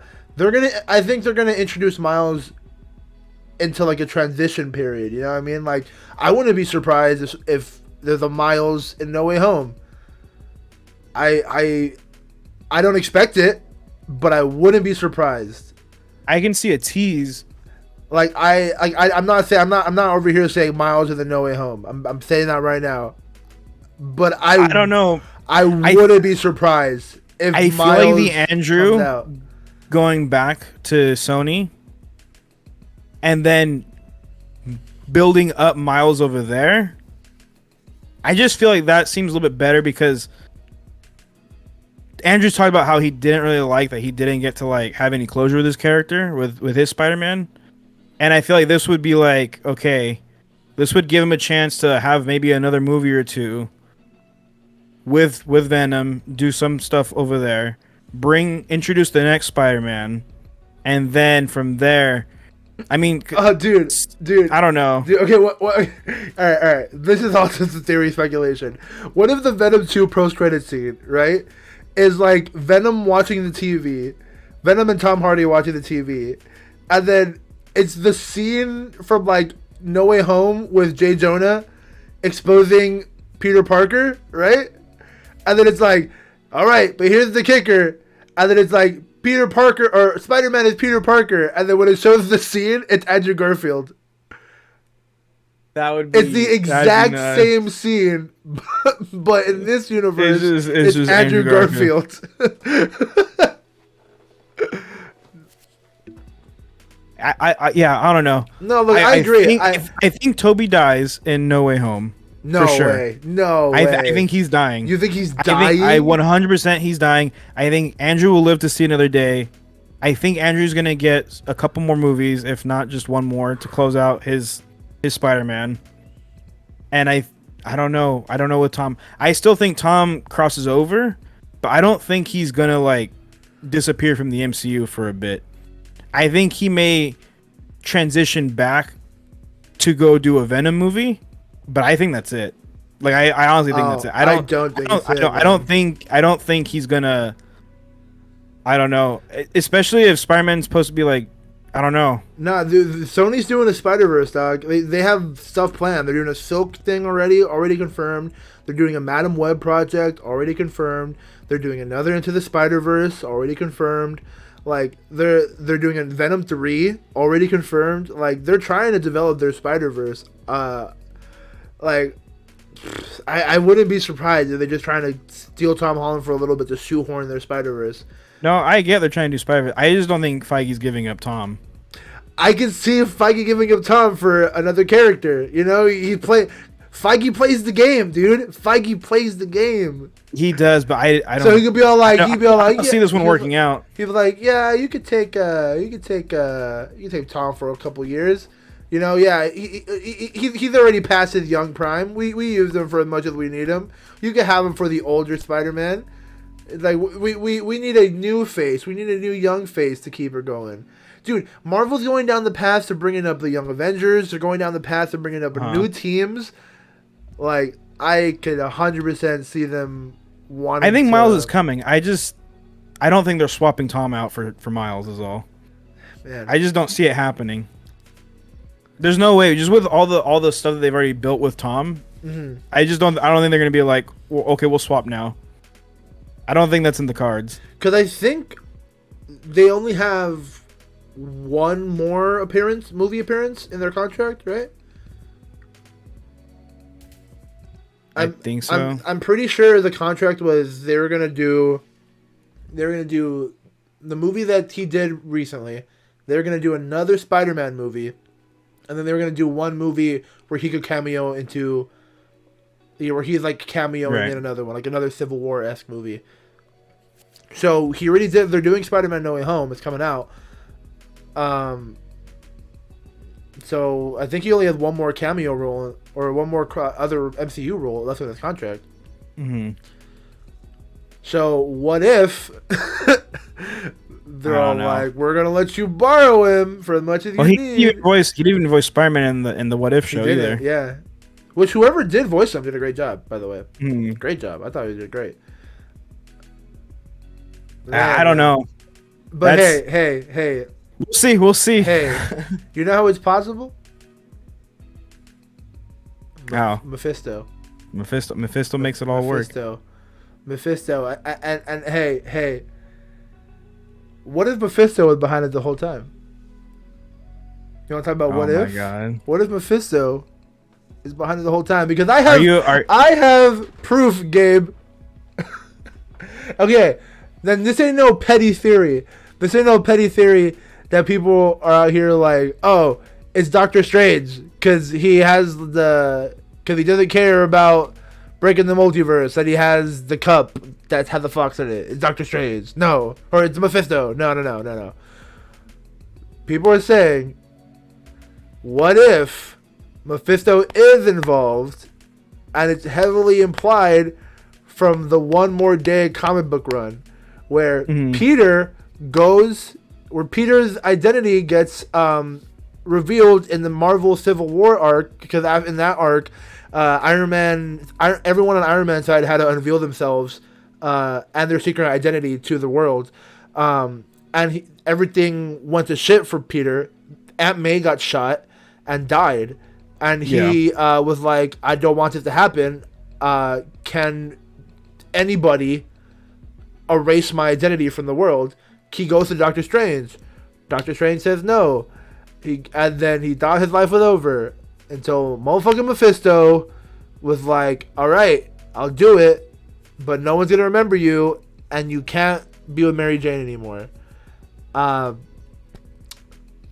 Is it just me, or is that the exact same fucking story that they're doing, except Aunt May dying? Unless. No, they're definitely taking a lot of influence and then what about that one sign? That one sign with the devil. With the devil in disguise. Oh my god! Huh? That's all my proof. That's all I had. Yeah, no. All the people though that are like trying to say that Doctor Strange, it's out of Doctor Strange's character. I'm like, it's definitely within his character. It's 100% within the character. 100% within his character. He's and always testing like, the boundaries of fucking possibilities. Because he just assumes he's gonna figure it out anyway. Mm-hmm. So yeah, that all those people that are trying to theory and speculate around that like premise that this is not how Doctor Strange would act. I'm like, it's 100% how he would act. No, he would. Yeah. I was like, that's not proof of Mephisto, but like. Yeah, the One More Day, like, there's heavy influence from it, but I still don't think they're pulling Mephisto yet. As much as I want it, I don't think it's happening, sadly. Hey, man. Daredevil, though, next trailer, supposedly. Dude, okay. So, people... I like how everyone... I mean, I thought it was him, too, in the scene, like, the guy who, like, put the paper down. They don't show his face. No, apparently they do. There's an IMAX version. Could be another guy. No, there's an IMAX version of the trailer. There's an IMAX version of the trailer where it goes up just a little bit more, and you can see it's not a guy. It's a different guy. I still have the Daredevil showing up. I honestly, I do though. I do hope and think Daredevil will show up. You know what? When the movie comes out, the second I walk out of the theater, if Matt Murdock does not show up and it's not Charlie Cox, I'm gonna tweet that movie sucked. That's even if the movie is phenomenal. Even if that's gonna be the one thing I hold my hat on and be like, oh, sucked now because it didn't have it. Even if the Spoodermans are in it. Even if all the Spoodermans are in it. Okay, I'm gonna be pissed. What if the Spoodermans are in it? All of them. Or no, what if they're not in it, right? None of the Spider-Man, all of our theories were wrong. But Charlie Cox, Matt Murdock is in it. He is in it.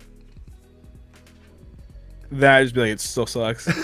Okay. There's no winning. You're not winning. Okay, I thought I could get you there. Yeah, no, this movie's gonna be insane. Dude, I know. But then okay, but what if they are in it? But what if Tobey Maguire is in the movie, right? Okay. But his Spider-Man never takes his mask off, so he's just in the suit the whole time. They could 100% do that. If Tobey Maguire didn't want to be in the movie, they are 100% in their right, available just to get a guy in a mask to be him. And then he's just doing voiceover work. Yeah, it could 100% be that, dude. That's the thing. It could be like Din Djarin in The Mandalorian, my guy. Pedro Pascal wasn't in the fucking the entire time. It'd be the biggest troll because then you know Mario would be like, they were in it technically. Yeah, they were in it. I mean, I think people. Although Andrew for sure takes his mask off. We've seen that. I think if they were to show Tobey's Spider-Man and not show Tobey's face, I think there would be disappointment, but I think people would still be hyped that we got Tobey Spider-Man. Yeah. You know what I mean? I think there will be a face reveal for both anyway. I mean, I know Andrew's 100%. The leaked picture of Andrew's already there. I have seen a picture. You mean the Photoshop? In the movie. You mean the Photoshop? Is it Photoshop? I thought it was real. Oh, so according to Andrew on Jimmy Fallon, it's a Photoshop. He's lying. He's lying out of his ass. According to Andrew, he's lying out of his ass. Yeah, man. Nothing Andrew says. The problem is that he's such a bad liar. Like, I know, dude. He's the thing where he was like, I'm the wolf, you know. I don't know. Sometimes I just like, dude, just shut up. Don't say. Don't say anything. And then you have Toby who's just like, you'll see. Like, yeah. Toby, Winky, just giving it away. Yeah. You'll see. You know. No, but at least they're not like fucking Alfred Molina, just straight up on like a podcast. Oh yeah, I'm the version from Sam Raimi. That was gold, dude. He was just straight up like, oh yeah, I'm the version from Sam Raimi. Oh yeah, it says in the script that like I died and I waked up. Yeah, that was crazy. Like he just doesn't give a fuck. Like it's nuts. So there was that rumor that the next trailer was going to reveal the Spider-Man. The Spider-Man, yeah, I heard about that. Do you think that's real, or do you think that they're going to try to keep it? You think they're going to try to keep that under wraps until the movie comes out? Oh man, see, but that's the thing. If they did release one, it would break the internet. It would. They want to break the internet. Break the internet. I still don't think the next trailer is gonna. I think it's gonna be the gotcha moment at the end, like Alfred Molina. I think it would be the trailer would be like normal, would be like go through most of it and be like, are they gonna show him? Are they gonna show him? Are they gonna show him? Are they gonna show him? And they won't show us anything. They'll maybe reveal more of the villains and show them, and then I think the last shot will show like the Spider-Man like swinging in together on something. And that'll be it. No face reveal, nothing. It'll just be 3 different Spider-Man. No, I think if they are gonna reveal it, they're just gonna show them in their suits. They're not gonna show their faces. I don't think we're getting a face reveal. The face reveal will be a movie. Thing. Yeah. But man, peace out, Andy. Thanks for hanging out. Thanks for coming. Oh man. Because That's enough right there. That would be enough. If it was the last shot, just 3 of them swing in, land, and it's like Doctor Strange or something. We got a little help or whatever. What if or something? What if it was just their feet walking into the frame, or like their feet landing into the frame? Mm-hmm. Like that. 3 different. Yeah, 3 different pairs of Spider-Man feet. Oh yeah, that would break the internet right there. Or it shows Tom, and like it's just like 2 over the shoulders, and you just see them blurry, but it's like you can tell it's them. Over the shoulder, and he's just like, "Who are you guys?" And then he's like, "Dude, Spider-Man: No Way Home." I just really hope there's gonna be a scene where like Tom is like, Tom and Andrew are like, "Hey, where's your web slinger?" And then Toby's like, "I just have him." He's like, "Wait, what? You guys just don't shoot it out of your fucking wrist?" That's good. Yeah. Oh man, I'm too excited for this movie. Like. It sucks because like I know there's a lot of crazy stuff planned for Doctor Strange, but they've just done a better job at hiding it and not really letting it, take over the internet as much. This one they didn't. This one they. It's just there's not the nostalgia's just not there for Doctor Strange yet. I mean, the one thing I do want to say about Doctor Strange is that concept art of Wanda fighting Professor X, especially if it's that's gonna be insane. Because that means Wolverine, Hugh Jackman might be a thing still for Deadpool. Oh man, Leopardon is the Spider-Man Megazord, basically, from the Japanese Spider-Man show, Saputo Man. Oh my god. Yeah. What if he's in it? What if he's one of the? Oh, okay. I would 100% rather have Saputo Man over Andrew Garfield. No, I do think Saputo Man will be in Into the Spider-Verse too. 100%. I think so. I think he will. But man, dude, I just want to. Okay, what if we talked about this? We talked about this before. But what if they're not in it? What if it's just Andrew on a skateboard going down the street? Or is this Toby? Is this the dance scene Toby's from a Toby? pizza driver. Is Yeah. this the dance scene? Now, like, what if they're just straight up not in it? Andrew was right. Toby was trolling. And it's just the villains. Almost telling the truth. It's just the villain. Yeah, Tom was telling the truth, and it's just the villains. That's all they got. Would you feel this? Even if it was a banger movie. Here's the thing. How would you feel? I would be disappointed, but I don't think it would take away from the movie. Yeah, because you would hope. You would hope. Because the movie is insane already as it is. Like, yeah. I didn't think this would happen. 100%.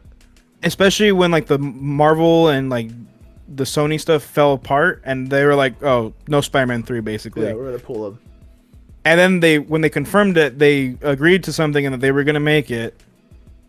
Like I said, had you told me that we were gonna be getting the old villains coming back at the minimum, possibly even the Spider-Man, I would have told you you're lying. Crazy. You're insane. Yeah. It's not gonna happen.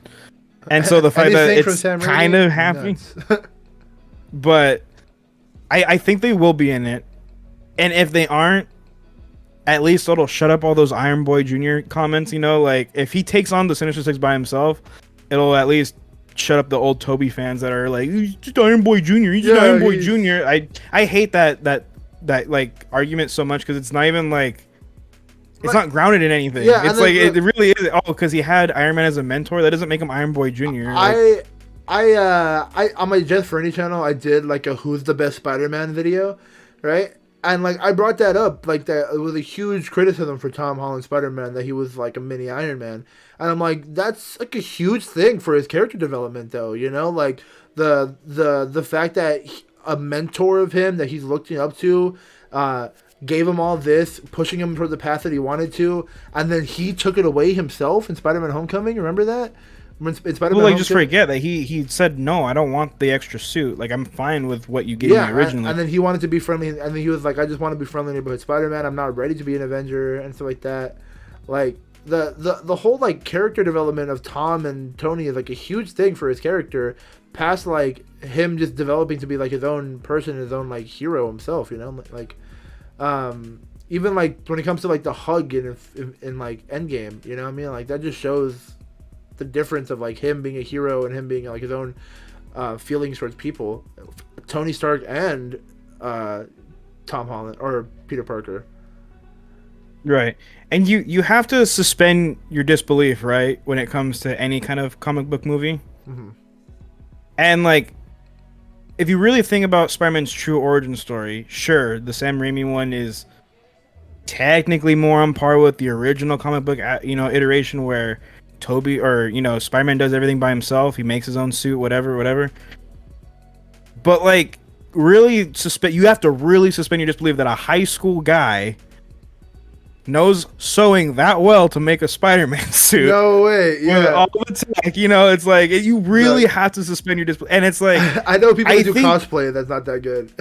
And it's like, I know, like, sure, Tom isn't 100% comic accurate, but he's the best comic accurate we've gotten in terms of he plays the Spider-Man character the best to the comics. Yeah.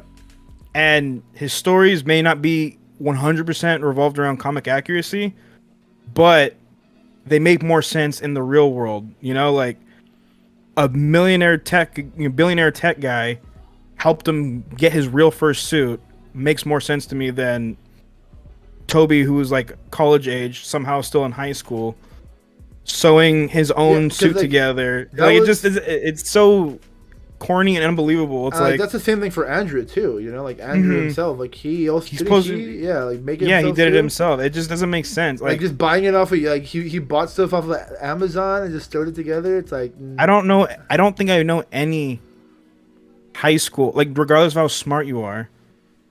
I know he's supposed to be like borderline genius, but like that doesn't mean that you're a seamstress. You know, all of a sudden. Hey man, like he knits sweaters on the side for the homeless and the defeat shelters. Like I don't know. I definitely like the fact that he had his own suit that he made himself still. Yeah, but it's more believable. Like it's way more believable that a high school guy would come up with that as like a suit. Dude, his homemade suit is fucking iconic. It looks just like in Spider-Man 1 with Sam Raimi when he made like the man spider or whatever. That's the wrestling. That's believable. But I agree 100% that I didn't even think about it like that. Like that Tom did create the original homecoming suit. That is just like a beanie. I can make that like right now with like shit I have going on in my room. Like it makes sense. People get held up over like the weirdest detail about like comic accuracy or whatever, and I'm like, and then like what are you talking about? And then half the time connectivity was always within the comics. You know, like they were making suits for each other. Bombastic Spider-Man was straight up borrowing a Fantastic Four suit. You know what I mean? Like yeah, it happens all the time. Like they make tech suits for each other all the time. Like Foundation suits, space suits, stuff like that. Like it happens all the time. And even in Homecoming, when he gets the suit from Tony Stark, he still basically says, "I'd turn off everything. I don't want any of these extra features. I just want to go with my own instinct." It's like he's still like independent in that sense. Like, sure, Tony gave him all these like little gadgets and stuff to use, but he doesn't really use them. He uses them rarely and occasionally, but most of his fighting comes just from his natural instinct. Yeah, and then like he's like really strong. Like a lot of people also say like he hasn't faced any challenges, dog. The Vulture dropped a building on him. Yeah, and he was like screaming bloody murder. Dude. He was like, ah! Like, dude, that's an intense scene. Do people forget that? People just it's all these like weird nostalgic like lens. It's weird because I grew up with the Raimi trilogy. I was a child when those movies were coming out. I wanted Spider-Man toys because of the Raimi trilogy. I can look back and be like, they weren't perfect movies. Like, they were great for what they were at the time, but Tom Holland's 100% better. Like, yeah, dude, that's why I love Tobey. That's why I had to do a video, talking about who the best Spider-Man was, because I spent literally it took me 3 days straight. I watched all of the Spider-Man films, like all of the Sam Raimi ones, all of the Andrew Garfield ones, and then like even like the new ones like with Tom Holland and everything. Like, man, and like the stories were great for Sam Raimi's, but like a lot of people forget that like the acting was really cringy for a lot of it. Like CGI was terrible. CGI. And like CGI, yeah, they'd be like, "Oh, it was like an early 2000s movie." It's like, okay, Jurassic Park was a late 90s movie, and the CGI is still better in Jurassic Park than Spider-Man, dude. Like, like don't get me wrong, the Sandman in Spider-Man 3 looked fucking beautiful. Some of the Sandman effects were great, but it's like some of them were also just ridiculous, and some of like the one-liners were weird, and some of like I agree 100%. Even Andrew was like a good spy. Like, I didn't even realize. I watched the Gwen Stacy scene. The one, which one? The one where she died? Yeah, where she dies. Yeah. I rewatched it, and I was like, bro, Andrew's acting in this scene alone. Insane. He's a phenomenal great actor. Insane.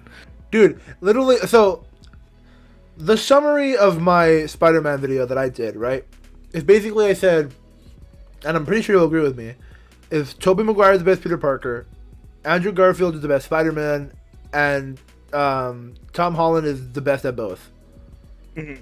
Like that was like the 100%. Literally like my this like long story short, because like dude, the things like that I loved about Andrew Garfield Spider-Man that a lot of people don't like think about is like he was hilarious. Like he was like the only Spider-Man doing quips. He was the only Spider-Man that was like treating bad guys like with like humor and stuff like that. His physicality that Andrew Garfield used was like insane. The way like he would just throw stuff around with his webs, and like in Amazing Spider-Man 1, he like webbed around the lizard by like Spider-Man crawling literally on the lizard, like, and he was just like webbing him up the entire time into a ball of web. It looked nuts. And then in the same movie, he used his webs to echolocate the location of the lizard. Like, that's smart as shit. Like, that's something from a video game. So like his Spider-Man was badass. I would love to see more Andrew Garfield. I really do hope Andrew gets like at least. I hope you're right. Too. Like I do, because Andrew deserves at least some closure on his. I agree with you. Like literally what you said.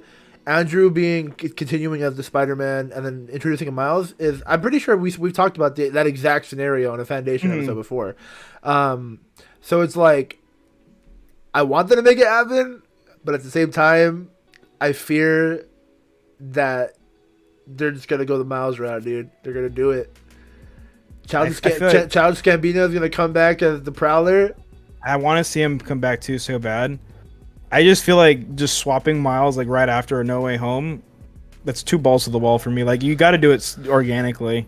I don't know if it's gonna be right after, because look, because realistically, after No Way Home, like, when's the next Spider-Man project that is actually a Spider-Man project that we know of, and then when's the next Avengers film? You know, it's going to be years, dude. Mm-hmm. Like, we got projects lining up for years. And it's like, is little Tom Holland going to be so little by the next Spider-Man movie? By the next Avengers film? You know what I mean? Like, he's not going to be little Tom Holland anymore. He's 23. He's as old as me.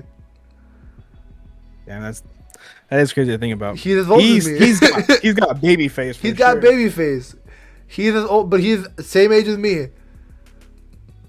But like, I mean, it's crazy because Hollywood always up ages everybody anyway, and then tries to de-age them. De-age them, so, yeah. Like, look, like most 30-year-olds are like portrayed as like mid-20-year-olds. I could see them introducing the idea of Miles now, and then going away with Spider-Man now, so that he could do all his Venom and Sony stuff now, and then by the time we're ready to come back to another Spider-Man film and Avengers film, then he'll come back to our universe. And then during that time, they're like slowly teasing in Miles in the background, I guess. Like, not like, you know, full on project. Like maybe like what they're doing with Disney Plus, how they introduced, how they like teased the Patriot. You know what I mean? How they teased the Isaiah Bradley's son, stuff like that. You know what I mean? Mm-hmm. Or grandson. Like, what if they like start doing that with Miles slowly, and then like by the time the next Spider-Man movie comes around, or the next thing where the Young Avengers comes around, we already have a Miles, or we already have an established thing, and that's when Spider-Man's coming back. You know, maybe he has a mustache. Maybe Venom now had the white Spider-Man freaking on a symbiote. Maybe he had a black suit or two. You know? Like, he comes back and he was like, dude, I have a black suit now. There's this crazy thing called the symbiote. You guys will never believe it. And he's like, do you guys have a symbiote here? I hope not. It's going to be interesting to see what happens. I mean, we'll find out with Venom too what they're doing. 100%. We're going to find out what that cutscene is. But the thing is, like, oh, man, what if it is? What if it is a big MCU thing? Like, everyone's talking about, it's a big MCU tie. That changes everything, dude. With Venom 1, that changes everything. It would. I mean, the only thing... Wait, because Venom 1's in San Francisco, right? Yeah. So is Shang-Chi and Ant-Man. So, how would they not know about a symbiote? Yeah. That's been running around. What I do have to say, because if Tom gets swapped over to the Sonyverse for a while, I don't think Marvel would still go without a Peter Parker. So I still see them maybe being like, in No Way Home, what I could see happening is trying to fix everything. Tom gets sent to Sonyverse. Andrew gets stuck here. Andrew develops Miles here in the MCU. And then they kill off Andrew eventually to let Miles outshine, you know, come up as a Spider-Man. Yeah. But I don't think we'll get like an Andrew movie by himself. I think if anything, we'll get a Miles movie or something. And Andrew would be like a co-leading star as his last final film, and he gets to develop. But I feel like whoever it is, they have to cameo in like future stuff, because I just don't see how you get rid of Peter. You know, even if it's not Tom, you have to have a Peter Parker. I just had that place. I just had an idea while you're talking, based off of what we've seen what we've recently seen. So remember in the part of the trailer where like Doctor Strange is like holding a box and like he punches Spider-Man like out of his body, like he did like the whole spirit thing, the spectral form. What if we're not looking at the spectral form? What if we're looking at Doctor Strange do what the Ancient One just did to him in What If? And what if we're seeing Doctor Strange creating two versions of Peter Parker? One where he's a regular person and no one knows where he is, and one where he's Spider-Man. And then one of those versions goes to the Venom while the other stays in our timeline.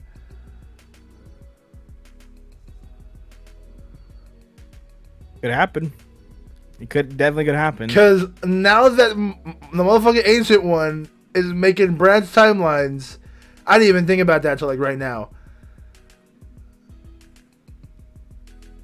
Yeah, there's a lot of possibilities of what can happen, and I guess it could work, right?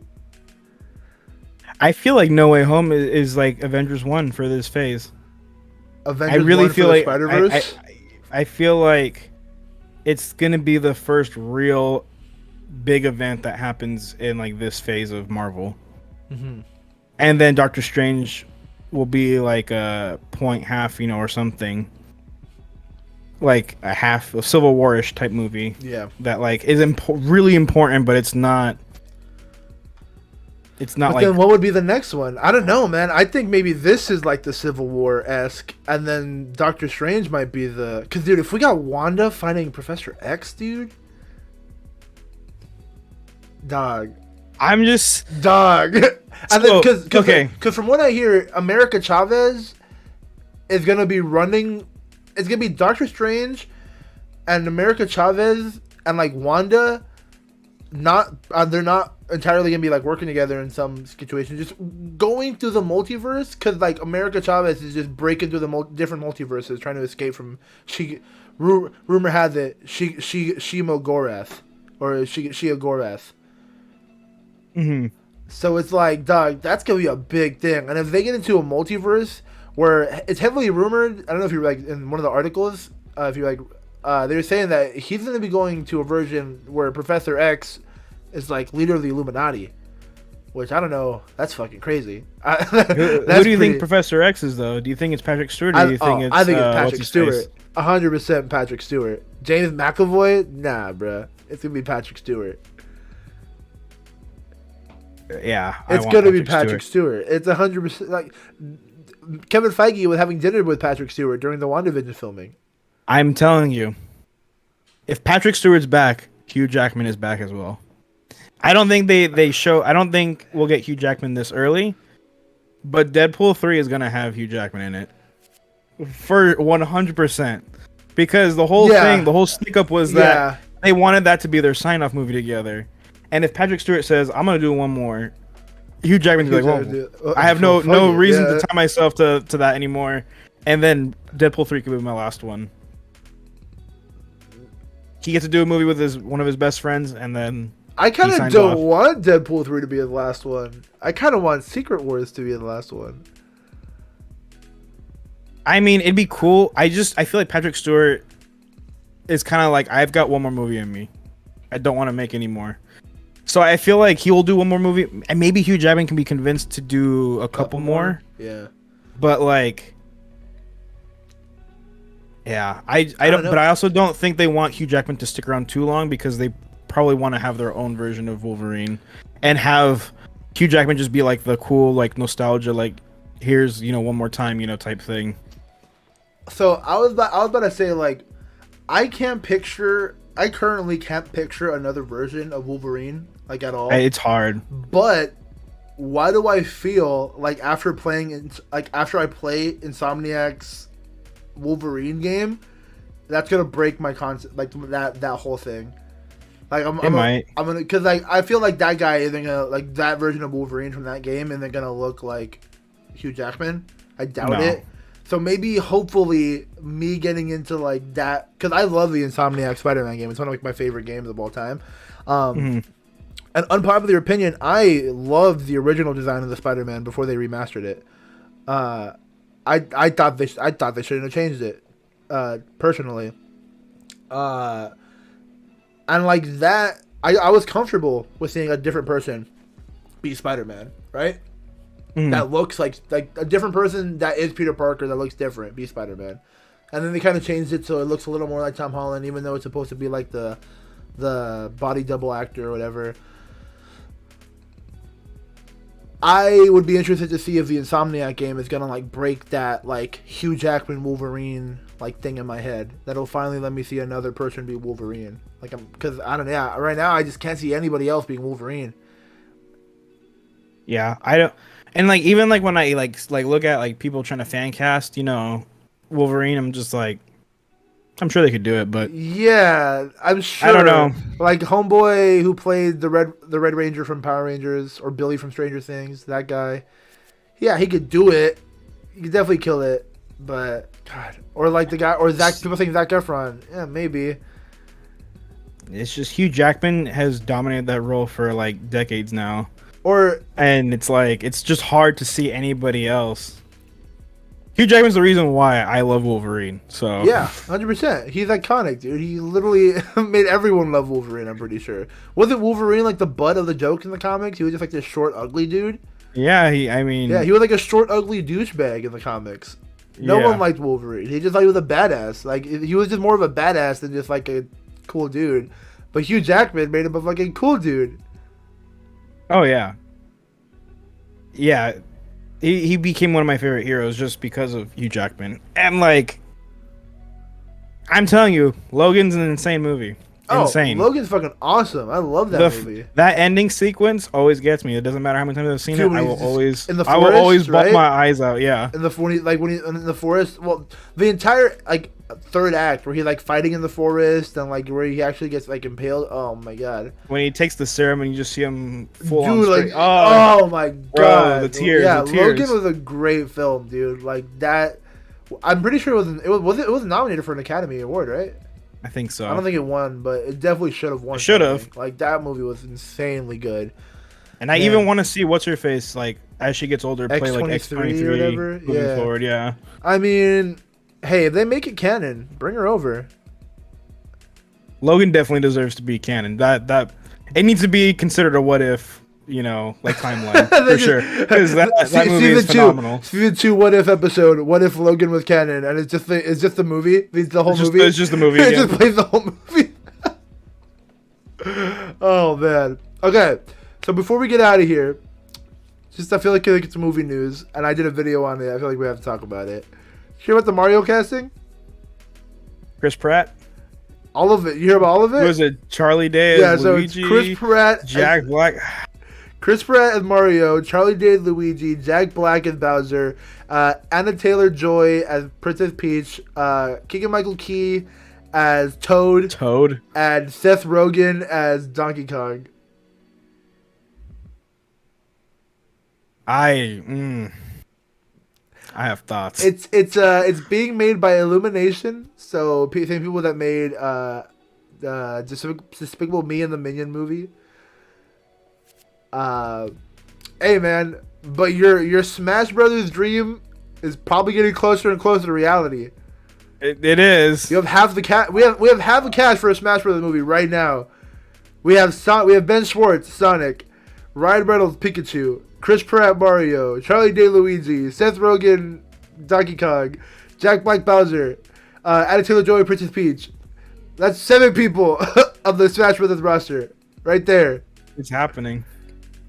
I just don't know how I feel about hearing Chris Pratt's voice as Mario Yeah, so and Charlie Day as Luigi. I was doing research for like my video, right? And I was like, in my video, I was like, are they even Italian? Like, I was like, Nah. and I looked it up. Charlie Day is Italian, but Chris Pratt is nothing Italian. Look, and then I have this little, I have this video. I'll play the audio. Mario. It's me, a Mario. That's not the voice. You'll have to wait to hear the voice, but we've been working hard at it, and I'm really excited to announce it. It's a me, Mario. It's a me, Mario. Like, why is that the video you release? Did you see the meme where it's Super Mario Rabbids? It's Mario with the two blasters, and then it shows Chris Pratt as Star-Lord, and they're like, they tried to warn you. Dude, the memes have been great, man. I fucking love the memes. Like, literally every video that has fucking Seth Rogen and Donkey Kong laughing, I'm dying. Bro, Donkey Kong's passing blunts to everybody. Watch my Mario video. Like, anyone in the chat, like, just Ferdy. I just posted it today. That I edited a bunch of like scenes from like a bunch of all their medias, you know, like that just are hilarious, and I put hats on them. It's so good, dude. Like Keegan Michael Key as Toad. I put the clip of him being Barack Obama's like oh my like anger person, translator. Yeah, anger translator, and it's just Keegan Michael Key like yelling with Obama, and then he had like a Toad hat on. Oh man, check it out, just Ferdy, YouTube. Definitely, everyone check it out. I'm on the road to 100 subscribers. I'm at 75. Jack Black as Bowser, though. Dude, I think it's, okay. So I was talking to someone at work, and I was talking to them about it, and they were saying they're all like, see, the thing is, Jack Black has the ability to either make this character hilarious or super serious, and he could definitely do both of them. So I was like, I don't know how would you want a Bowser in this kind of movie? Would you want like a funny Bowser, or would you want like a serious like evil motherfucker? It's because it's Illumination. I assume it's just gonna be the funny route.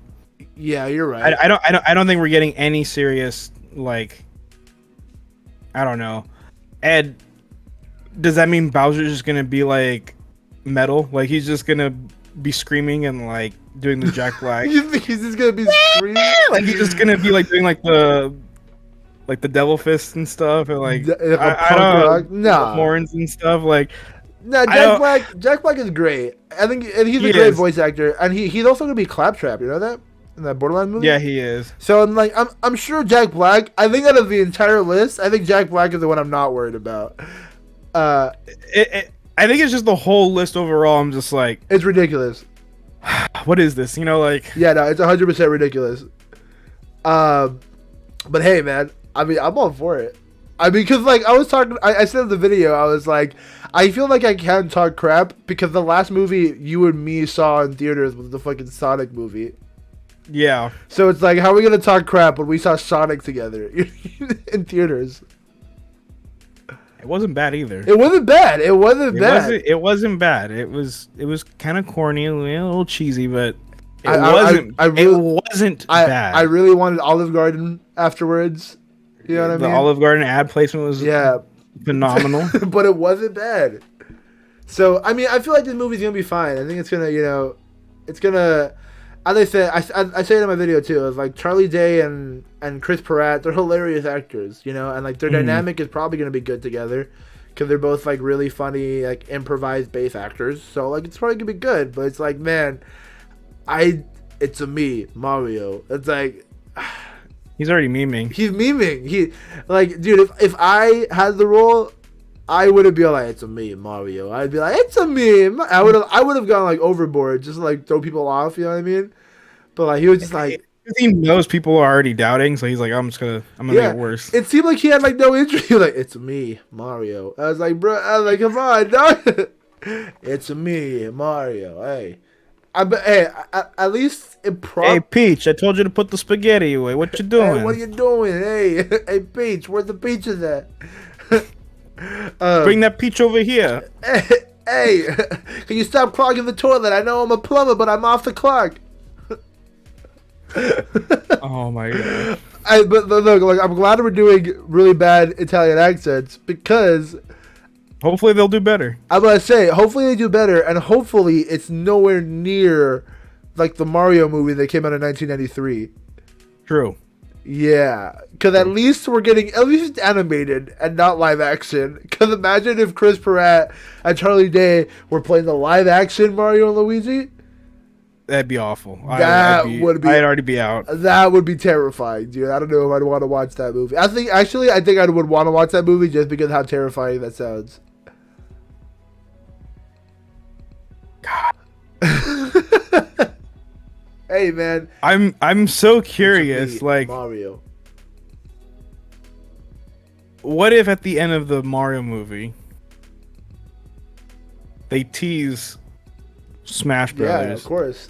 And then in Sonic 2, at the end of the movie, they continue he gets the envelope. Yeah. See, that's what it is. And then the next Pokemon movie, Pikachu gets an envelope. Gets it, and then every movie they get an envelope. Oh my god, dude, that would be so good. Like it's like a super shadowy, ominous figure, right? And he approaches Mario and Luigi, and then he's like, and like Mario and Luigi are like, "What do you want?" And then like just shadow, like the white gloves from the Smash Brothers. The hand. They come down and they're holding like the Smash logo, like the fire one. That you have to break for your special. Oh my god! He's just holding it, and then Mario and Luigi are like, "What?" End scene. Sonic 2. That same ominous figure comes out, but instead of like the power up, he has the envelope. Oh my! They make a Kirby, which they inevitably will make a Kirby movie.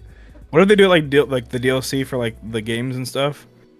Just like Sonic joins, dashes in. It's like Sonic joins the battle. Gotta go fast. God. Have Sakurai come out and give a presentation. Dude, hey, I'm all for it, man. That sounds sick. Pokemon trainer comes out of nowhere. Be so good. We need to get Ash in the movie. Dude, we do. We just need to get Ash in more media, live action media. Because he's an awesome character they never really do anything with. Oh, someone at the parks was dressed up as Ash for the Halloween party. Oogie Boogie? Yeah. I haven't been seeing any cool costumes, personally. I saw an Among Us costume. Of course. Among Us. That's going to be a popping costume this year. I saw so many of, like, the homemade Scarlet Witch from, like, the Halloween episode. Oh, yeah. I saw so many of them. It's the number one costume right now. I mean, look, ladies, it's the number one couple's costume, too. Oh, yeah, the Luchador. Yeah. Vision Luchador. I was like, look, ladies, you guys look great. I'm telling you, you look great. But it's a little basic. There's a lot of Loki stuff, too. Oh, I know. I was going to be Loki for Halloween. Did I tell you what I'm going to be for Halloween? Mm-mm. Here, let me... Have you seen the alligator Lokis?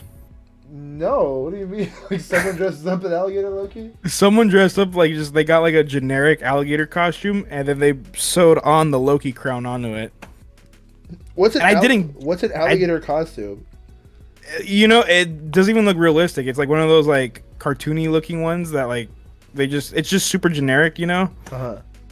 Like if you wouldn't know it's an alligator costume unless they had like the hat on that shows that it's an alligator. Just green, has like the little fins on the back, you know. Oh, what is that? I'm gonna be Spider-Punk. Oh, Spider-Punk. Oh, it's gonna be sick. Yeah. I'm gonna be Spider-Punk. I got these are the Spider-Punk web slingers. There actually are. I got this thing. It's from the Spider-Man like video game apparently, and it comes with like a bunch of pins. Oh, that's cool. Like some of them are. Hey, there's a Doctor Strange. Yeah. So this one actually is from Disney. Like these two bottoms are the Disney ones, and like some of the top ones, but the ones all here in the middle, they're all from Spider-Punk. That's cool. Yeah, it's pretty sick. So I'm gonna be Spider-Punk for Halloween. I'm really digging these, honestly. I've never thought I'd be a spike wrist kind of guy. Wrist kind of guy. They look kind of good, man, you know. They actually do kind of fit you. I'm punkin', you know. Sup. ladies. All right, hey, but do you have anything you wanna? I think it's a good time to wrap it up. You know, like and It the stream is. for a night. Hey, it feels good to be back, Gabe. It does feel good. You know, Fandation has been looking fancy. Oh, by the way, huge shout out to the designer of our new background and the designer of our intro. She goes by GF Kate on Twitter. She's a graphics designer. She is awesome. She has designed a lot of stuff for my Just Fernie channel. She has designed the background that you're looking at now, and she's also designed our intro, which we're gonna play again at the end. So it's super good. She does a great job. Hit her up on Twitter if you wanna get graphic design type of stuff. She's awesome. She's super sweet too. And look at what you're seeing. Look at the science lab. It looks really nice compared to what it used to be. It was a mess back in the day. It was a huge mess back in the day. We never cleaned anything up, but now we got more test tubes. You know, we got some people back there. You know, don't you don't have to wake them up. They're asleep. They're just chilling. You know, you may know a couple of them, but yeah, they're just a couple. You know, we have some references. We got some pretty obscure characters back there. We got some DC references over here. We got the Star Wars. We got some Avengers over there. We got some Doctor Who in the corner for all the Doctor Who heads. So they caught that one. Yeah, man. Hey, the science lab looking good. Oh, and keep a lookout for our next stream, whenever that will be in October, because the science lab might be looking a little spooky, if you know what I mean. Gotta go. Need to pick up my sister from her friend's house. All right, Molly, thanks for hanging out. It's great to have you here. But we're gonna be going too, actually. So, it was awesome being back, talking again. You know, 100%. You need to catch up on What If, Gabe. I do. I might do that tonight. Yeah, because hopefully, you know, next week when our next stream happens, whenever we do that, it'll be the finale. So we can talk about the finale and how everything happened. That'd be sick. And try to watch Visions too. I'd be curious on your opinion. You know. Oh yeah, I'll definitely watch that. And then hopefully some more stuff. Now that we're gonna be posting more often here on Fandation, I'm gonna be keeping an eye on the news again. We're gonna be working with our schedules, you know, see if we got either more late streams, day streams, solo streams, edited videos. It'll work out, you know. We'll figure it out. I got some new internet now. I've been streaming for 2 hours and didn't drop a single frame. Let's go. Let's freaking go, brother. That's how you know it is. There we go. Go rod time. All right. So everything. I think we usually. I think if it's the same description, all of our links and stuff should be in the description of the video and of the stream as well for YouTube and Twitch. So go ahead and check out all our links down there. Or Gabe, where can they find you at? And if they don't want to do that, Instagram, Twitter, at FosterSore. I'm also on Twitch. I haven't been streaming. I never really streamed again. I do have affiliate, so I do need to get up on that and start doing it. I got a new sound that I really want to use for Teamfight Tactics, if you know what that is. It's like auto chess for League of Legends. I've been playing a lot of that, trying to grind that out. So maybe I'll start streaming that, and then you'll hear the new sound there. So, you want to see what I got in the mail today? What'd you get? So I ordered 100 limited edition Just Fernie trading cards. Oh, let's go. And here it is. It's like a Pokemon card? Yeah, designed it like a sick. Pokemon card. Yeah, I got the back end. And then, yeah, so here's my official Just Fernie trading card. It says here you can find me at Just Fernie on YouTube if you wanted to look that up. I got a new video up today about the Mario casting. I know we just talked about it for 30 minutes, but if you want a quick little edited video about it, there I have some funny memes that I've edited on there. Or you can find me on Instagram and Twitter at FernieButJust. FernieButJust. I know, it sounds a little weird. Fernie, you want to talk about Fernie's butt? Fernie's butt just? My cousin was like, you should do a second Instagram called Fernie Butt Stuff. I post this random stuff. Fernie Butt Stuff. Fernie Butt Stuff. Sounds too much like furry butt stuff, but... What are you talking about? No, it doesn't. It sounds nothing like furry butt stuff. Furry butt. It's furry. Fuck. It's Fernie butt stuff. You know? There you go. BUT. But no, that nothing to do with me. I actually don't have any Instagram like by that. It's Freddy but just. Okay. All right. Well, thank you guys for watching. For the next stream, you know, me and Gabe will be doing 50 jumping jacks each, and that is a promise. All right. It is a promise. So we're doing at least 50. But we're not recording it, so you just have to take us on our word for it. Just take us on our word. We'll be sweaty on the next. We'll be sweaty. If we're sweaty, that's why. I gotta bring a water bottle next time. I got water bottles for days, dude. I literally have like 3 over here for no reason. All right, guys. Well, thank you so much for watching. It's been great being back. Hopefully next time we'll be themed for the spookiness of October. I'm going to Horror Nights tomorrow, so hopefully I won't be too scared like a little baby. And yeah, I'm going on the 7th, so. Oh, cool. I got this shirt. I'm gonna wear it actually tomorrow. Nice. I wore it right now just for the stream because my previous shirt was disappearing with the green screen. So I had to wear this one. But it's freaking Freddy Krueger. Oh, okay. Nice. Before we dip out, actually, I have 2 cents to give on Freddy Krueger. I've recently been rewatching all of the Nightmare on Elm Street movies, and the 3rd movie is ridiculous. It's pretty bad. When I was a kid, I stopped at 2 because I was just like, oh, okay, I don't really need to. That's where you should stop. Yeah. It gets progressively worse. Nightmare on Elm Street 3 is called Nightmare on Elm Street 3 Dream Warriors, and it's about a group of kids that get superpowers in their dreams and use them to fight Freddy Krueger. And they all still die. They suck. It is a bad one. Oh, it was, dude. I was like, man. And then if I'm gonna try to do a video on it if I could still get it in time before Halloween. But there's a Wes Craven movie called like A Nightmare Released or something, and it's like the movie after like the 6th Nightmare on Elm Street, where like Freddy Krueger is coming out to like real life, and it's like I don't wait, you've seen that one? Yeah, she loves scary movies, so that's her thing. She even if they're bad, like they're still good. That's the best one? Oh man, I was thinking that was gonna be the worst one. It's the memes. The memes make it the best one. Oh, okay, so then gotta check it out. Well, I'm literally probably gonna watch it right now.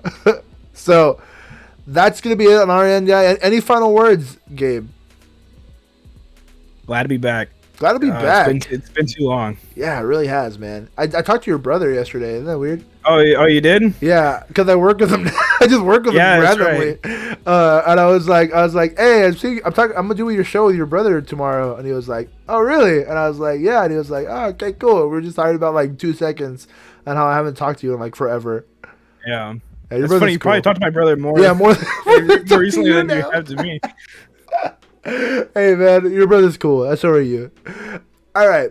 Well, that's gonna be it for us guys here at the Fandation Nation. We're gonna roll our brand new intro, and we're gonna see you guys on our next stream. Peace out. Bye. Later, y'all.